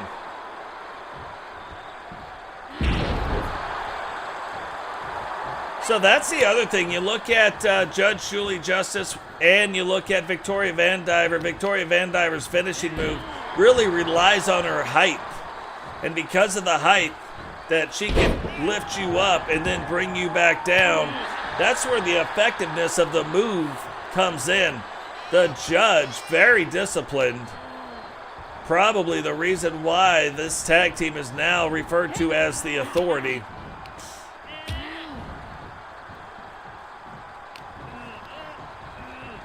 But the Order of the Phoenix trying to get those belts off these two women. Not going to be easy. They have been absolutely dominating. And if you remember, at one point, Angela and the Judge were also the women's tag team champions. They had a match against each other. The Judge won, which gave her the right to name her tag team partner, which turned out to be Victoria Van Diver. And ever since then, they have been the tag team champions. Referee getting in the way, not on purpose, it doesn't look like, but did get in the way.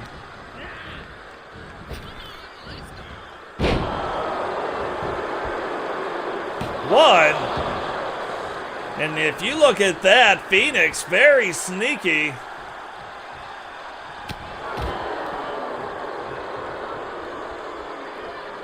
Very sneaky now. Gets rid of that turnbuckle pad. Not sure the referee sees it either.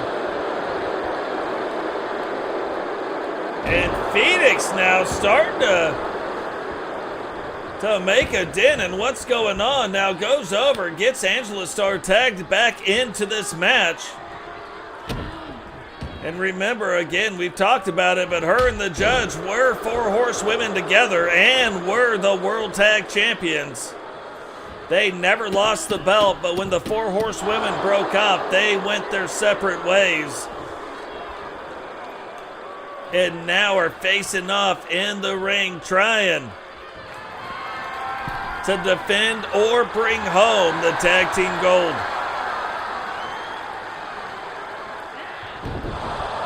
Yeah, I think the man from Japan may be looking at a title belt this year as well. The Judge, you can see the Judge moving a lot slower. Angela not really moving slower as of yet. Referee finally sees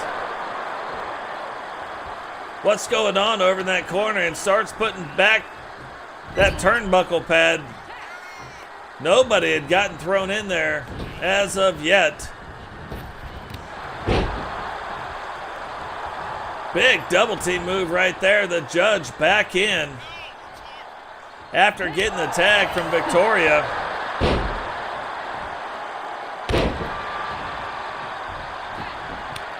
And you can see why these two are still the World Tag Team Champions. I mean, fast tags in and out.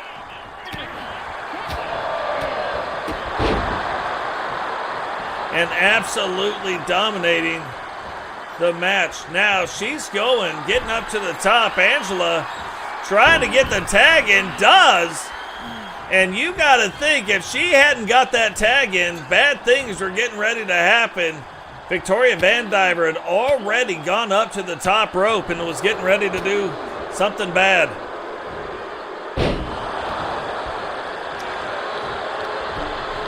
Who knows what the bad thing was, but I can't imagine it was going to be anything good. While we got a moment, guys, remember, drop a like on the video, subscribe if you're new, turn on the bell notification so you don't miss any time we go live, share the video.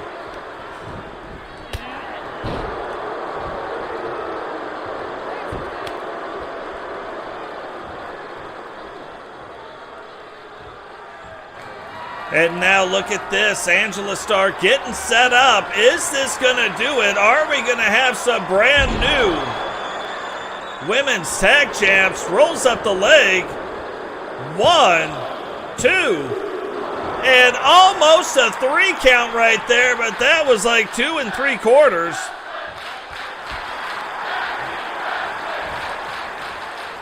Angela says, talk to the hand. And then made her hand do some talking. Look at this, rolls her up in this Boston Crab. Thought there was going to be somebody coming in to help her, but the Judge doesn't. Angela's almost into this match a couple times now.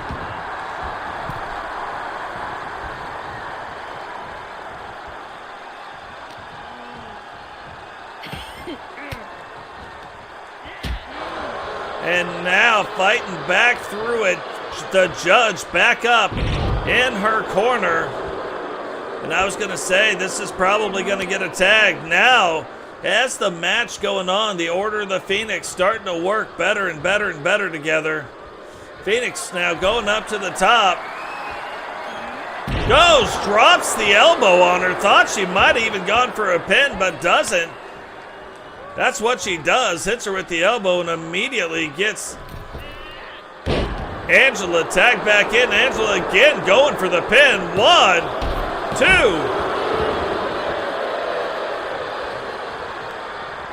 And they have got an opportunity right now to win this match.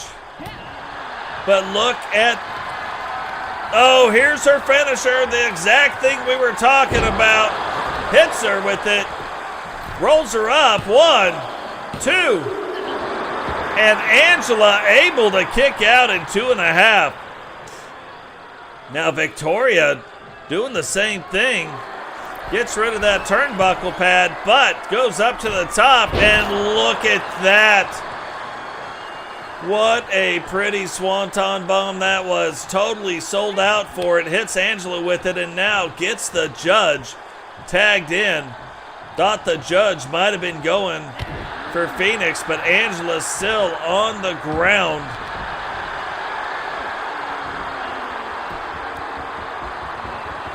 Gets rolled up into the Boston Crab. Phoenix right there. Well, Phoenix was right there, and now she's gone.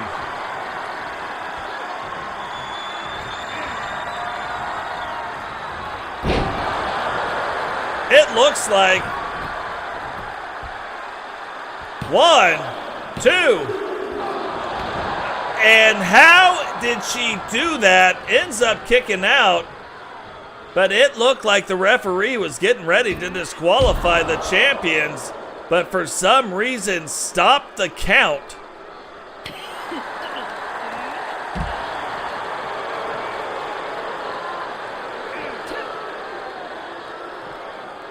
Phoenix right now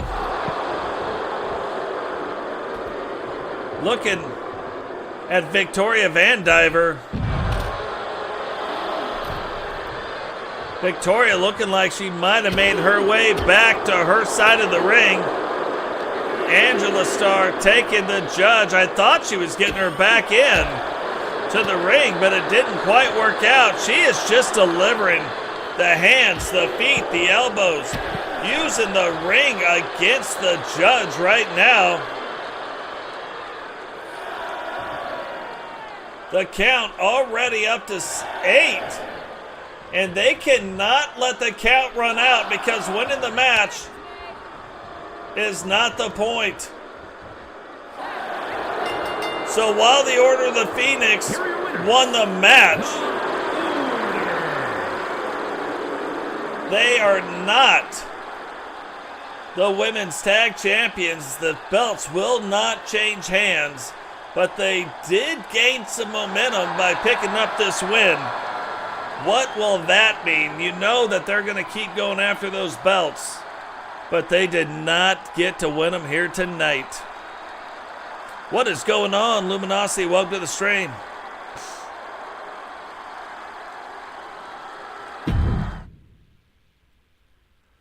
So down to the final 2 matches of the evening. Goldberg versus Dragonuv and Blaq, Hart versus Angel.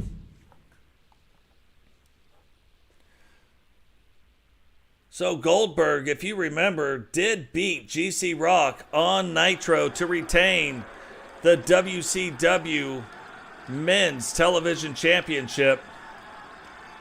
Title belt not on the line tonight, but Dragonuv will make his debut and against the Beast, Goldberg.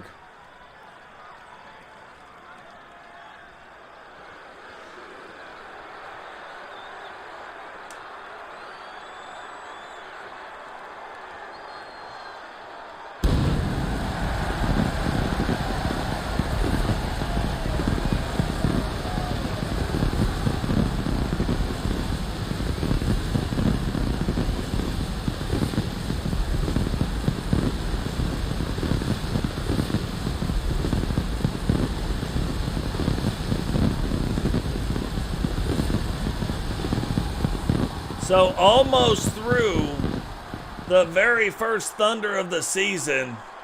Scheduled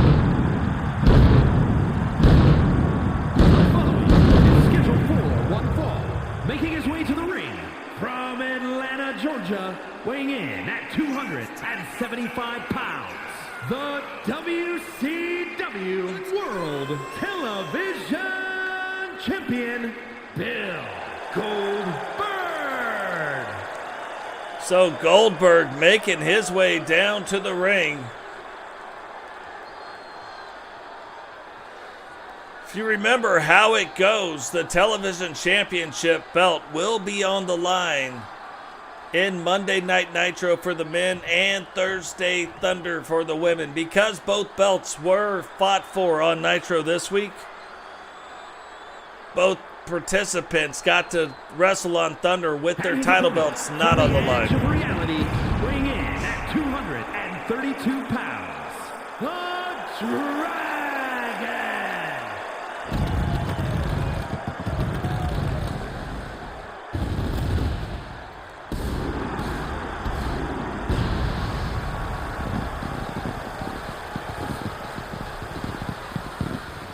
So Dragonuv now making his way down to the ring.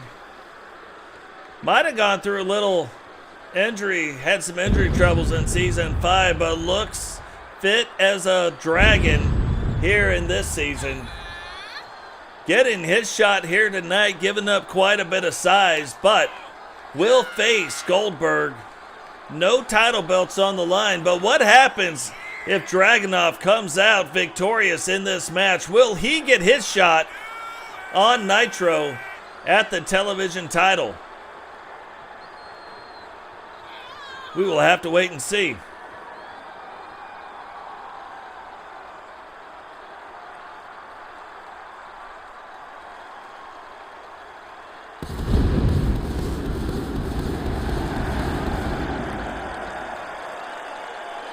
Little dragon shimmy for you right here. Get you some of this. Get you some of this. Look at this. Totes My Goats t-shirts on sale. Go check them out. Go to the community tab on our Facebook page. Find the community post that talks about the t-shirts. Click on that. Channel makes no money for doing it, but thought it'd be a very cool thing to give you guys the opportunity to get the t-shirts. They're very nice. They're very well-made t-shirts as well. So go check those out if you guys want to do that. Now look at the size difference right here. Dragonuv, of course, has won World Gold in other promotions. Has not won WCW World Gold as of yet, but will that change this season? I think Goldberg was cheating on those reps right there. Those are like little baby reps. I'm not going to count them. I don't think Dragonuv cares if they were baby reps or not. What is going on, Shockwave Wrestling? Welcome to the stream. Appreciate you saying that. Very kind of you. Yeah, we make all the title belts. We make most of the wrestlers. We make all the arenas. We write the storylines. We turn off the referees. We let the computer wrestle. I watch it live as you see it. So we both watch it live together. And I announce the matches. If I see enough in the chat, or if you are a member of the channel, you will become a wrestler in our WCW universe. Most of our wrestlers are subscribers and members. But that is how you do it. So Dragonuv now trying to get this thing turned back around. And whoa, what is going on? What is this? GC Rock sighting right now. GC Rock has the television title in his hands and he's leaving with it. No, Goldberg says you are not leaving with it. And look at that huge right hand by Dragonuv. Title belt on the ground. GC Rock takes off backstage. What is that going to mean? And Dragonuv now in control of the match. Is Goldberg going to be able to withstand the turn of events, the changing of the tide? If anybody can do it, you know he can. But look at that, unbelievable. GC Rock showing back up. Remember, G lost to Goldberg on Nitro. And I don't think that set very well with G. But Goldberg, that might have just pissed him off. 1, 2. And even though that television title isn't on the line here tonight, Goldberg does not like to lose. And I was going to say Dragonuv avoided one spear, but I don't think he avoided the other. And look at this. The lights go out. Dragonuv, after getting the spear, ends up right behind Goldberg.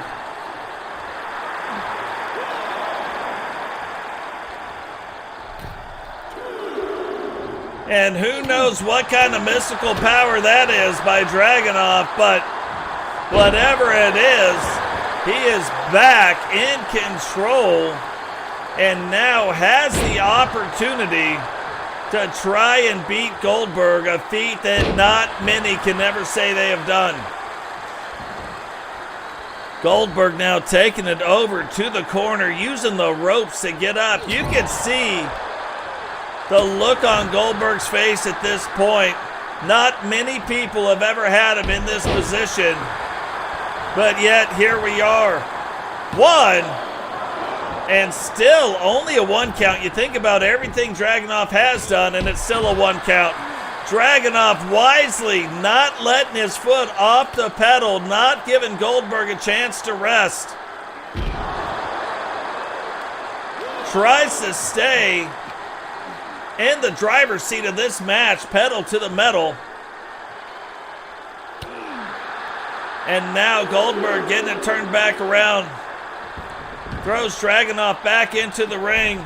And now as he gets into the ring, Dragonuv quickly back to his feet.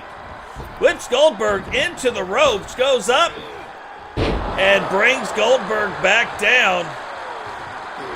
Oh, thought that might have been a mistake. Thought Goldberg could have capitalized on it right there.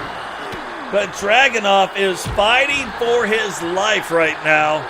Dragonuv seems to understand the gravity of what is happening and somehow wrestling bigger than he is.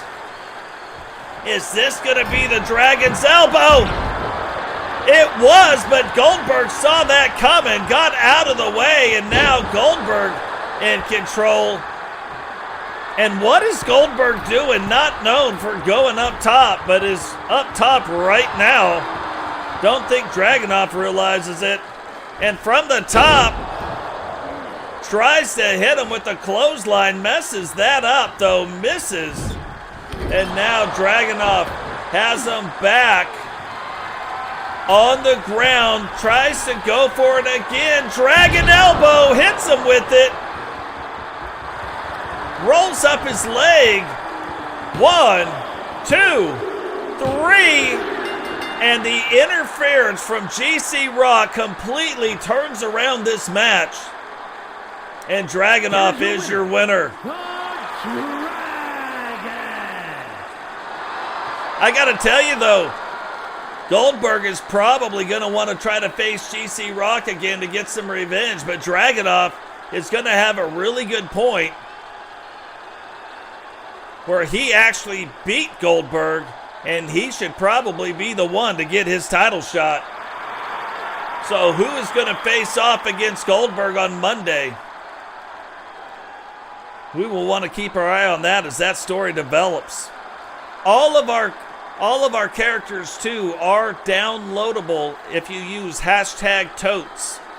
Hashtag totes in community creations, TOTES. All of our title belts, and right now about half of our wrestlers, but all of them will be available at one point. I release about 2 a day.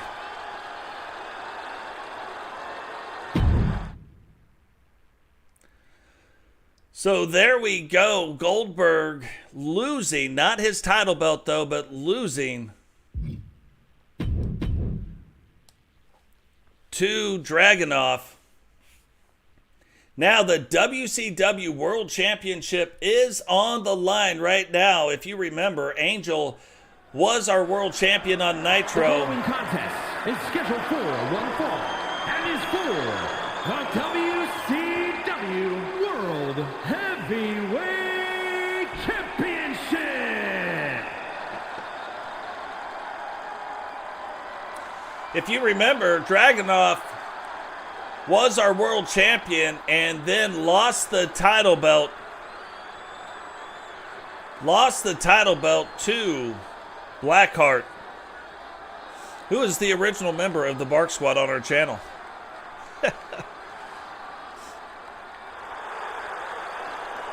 Look at that title belt. That is out of control.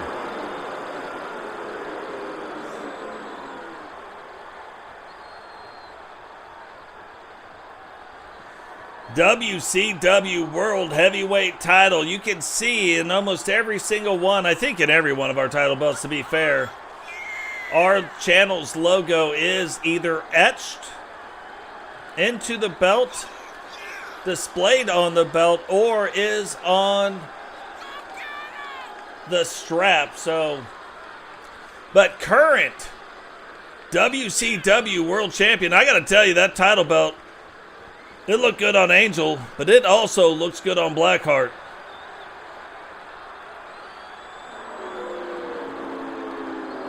You went jumping around like that with that title belt, that would jack me right in my stomach. I know it would.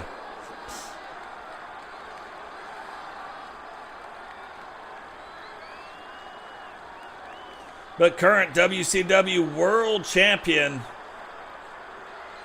Blaq will put that title in a prove-it match right now against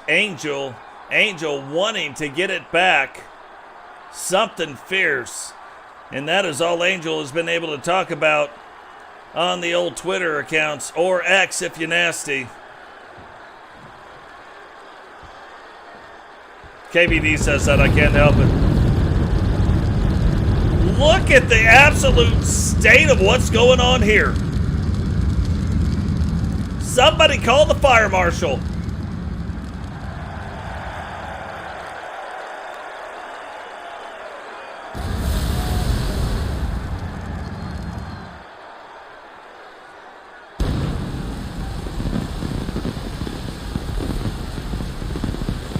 But former WCW World Champion Angel now making his way down to the ring. The leader of the LWO had that mantle passed to him by Rey Mysterio and Eddie Guerrero in the last season.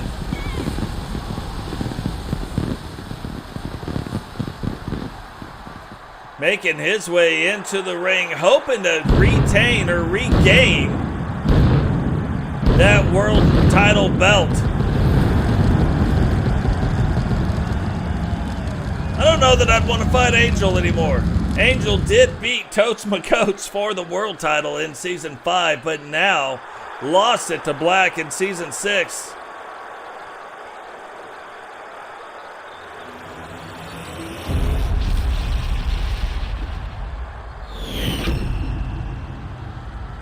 Introducing the challenger from San Juan, Puerto Rico, weighing in at 239 pounds, Archangel Angel!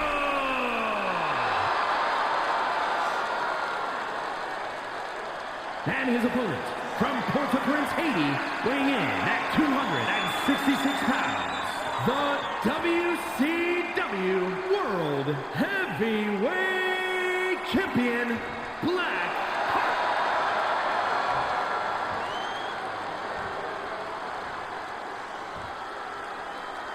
Blaq Hart probably not ready to give up the world title as of yet, but Blaq, a multi-time WCW World Champion, believe it is his third title belt. We'll have to look into that. But in the main event tonight, Blaq Hart versus Angel, once again, WCW World title belt on the line. Is Angel going to be able to win it back, or can Blaq retain the title that he won just a few nights ago?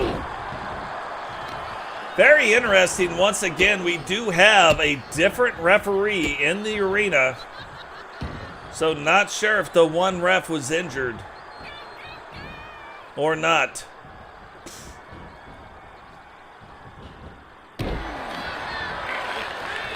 But Blaq,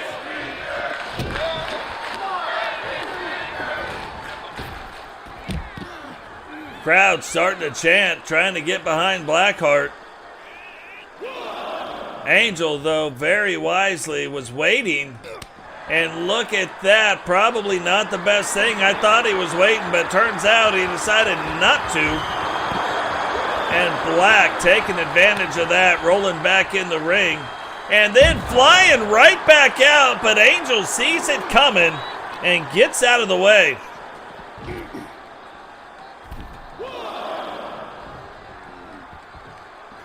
Look at this, referee holding it back, Angel, and here comes Blaq Hart, ends up taking out the referee down.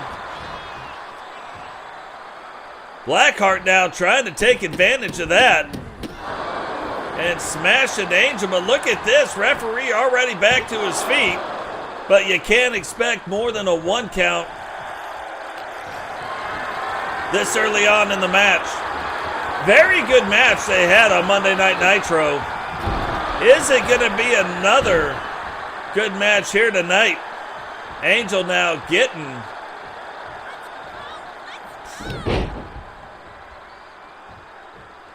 Blaq Hart now, taking him backbreaker. 2 of them. And Blaq now crawling, getting into the corner, using the ropes, trying to get to his feet. And Angel wisely letting him waste his own energy, not even trying to help him get up.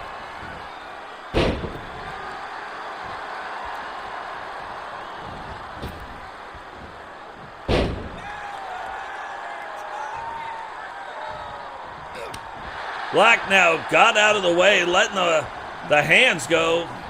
At least one of them. Takes Angel now, gets him over into the corner. Picks him up. Puts him right into that rope and a jumping neck breaker. Blaq starting to get all kinds of fired up. Angel getting back to his feet. Blaq hits him with the nail in the coffin, rolls up the legs. 1, 2, 3, and Blaq out of nowhere retains. Wait a second, what is going on? What is happening right now? Blaq now retains the world title, and look at this! Sentinel shows up from behind him, hits him with the money in the bank. Is he cashing it in? He is cashing it in. It is not over yet here tonight. Brand new main event. Sentinel now going after the world championship. Blaq has already had the match, already fought off Angel, and now has to try to defend the title belt against Sentinel. Sentinel does outweigh him as far as the class goes. Is Blaq going to be able to withstand 2 matches in one night? Don't know. Don't even know, like, if you were going to face Sentinel anyway. Blaq trying to get things turned back around. Trying to get back in control of things. But realize this, Blaq already has got to be exhausted from the first match. And now has to face off against one of our bigger guys in Sentinel. This is out of control. Sentinel needs to get back in control if he wants his opportunity to reign as the world champion. I'm going to tell you, wisely using this shot the way he's using it,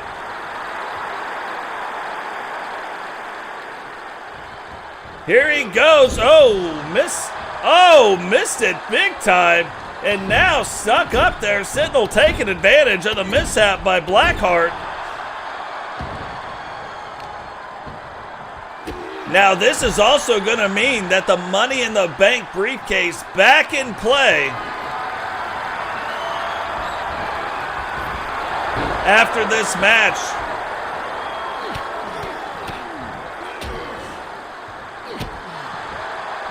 The thing you got to watch out for, though, you let Sentinel get a few big moves on you. Sentinel has proven he can end matches in about 3 moves. So Blaq has got to keep an eye out for that, has got to keep his head on a swivel, not allow Sentinel to get on a roll. Look at this, throwing the bows, backing Sentinel up. Sentinel now split open, rolls up the leg. 1, 2, and Sentinel kicking it out in 2.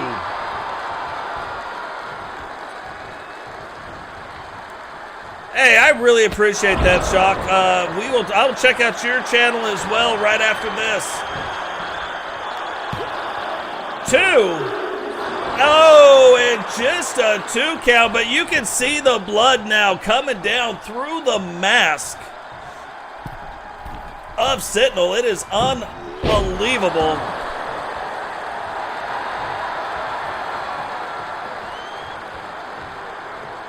And guys, if you're in the stream, go check out Shock's channel as well. I will be checking it out right after the stream is over. Look at the absolute sweat coming off of Blackheart. There it is, nail in the coffin, and this might be all over. But the crying rolls up the leg. 1, 2, 3, and somehow Blackheart survives a double title match tonight. Here is your winner, and still WCW World Heavyweight Champion, Blackheart. Blackheart, if you go back to when he first won the world title, it was against Totes McGoats. They had a pretty epic battle back and forth. And then comes out Angel starting to dominate the world championship division, and then wins it from him. So completely unreal what Blaq has done to become a 3-time WCW World Champion. But that is exactly what happened. So crazy things going on, crazy things happening. But that is going to do it for us here tonight. Remember, drop a like on the video, subscribe if you're new, turn on the bell notification so you don't miss any time we go live, share the video. All those people that told you you couldn't share, prove them wrong. You don't have to share it to everybody. Share it to that person. If your mom told you that you couldn't share, send her the video. Say, look, Mom, here's Toast's wrestling video. I shared it. I'm just saying, maybe you're not right about, me not being a good sharer. Just kidding. Do not say that to your mom. But guys, that is going to do it for us here tonight. Until the next one, remember, we have the creator stream in the morning that goes on about 6:30 Eastern time in the morning for 2 hours. We will be still doing that. So check that out, and we'll catch all of you in the next one. Peace.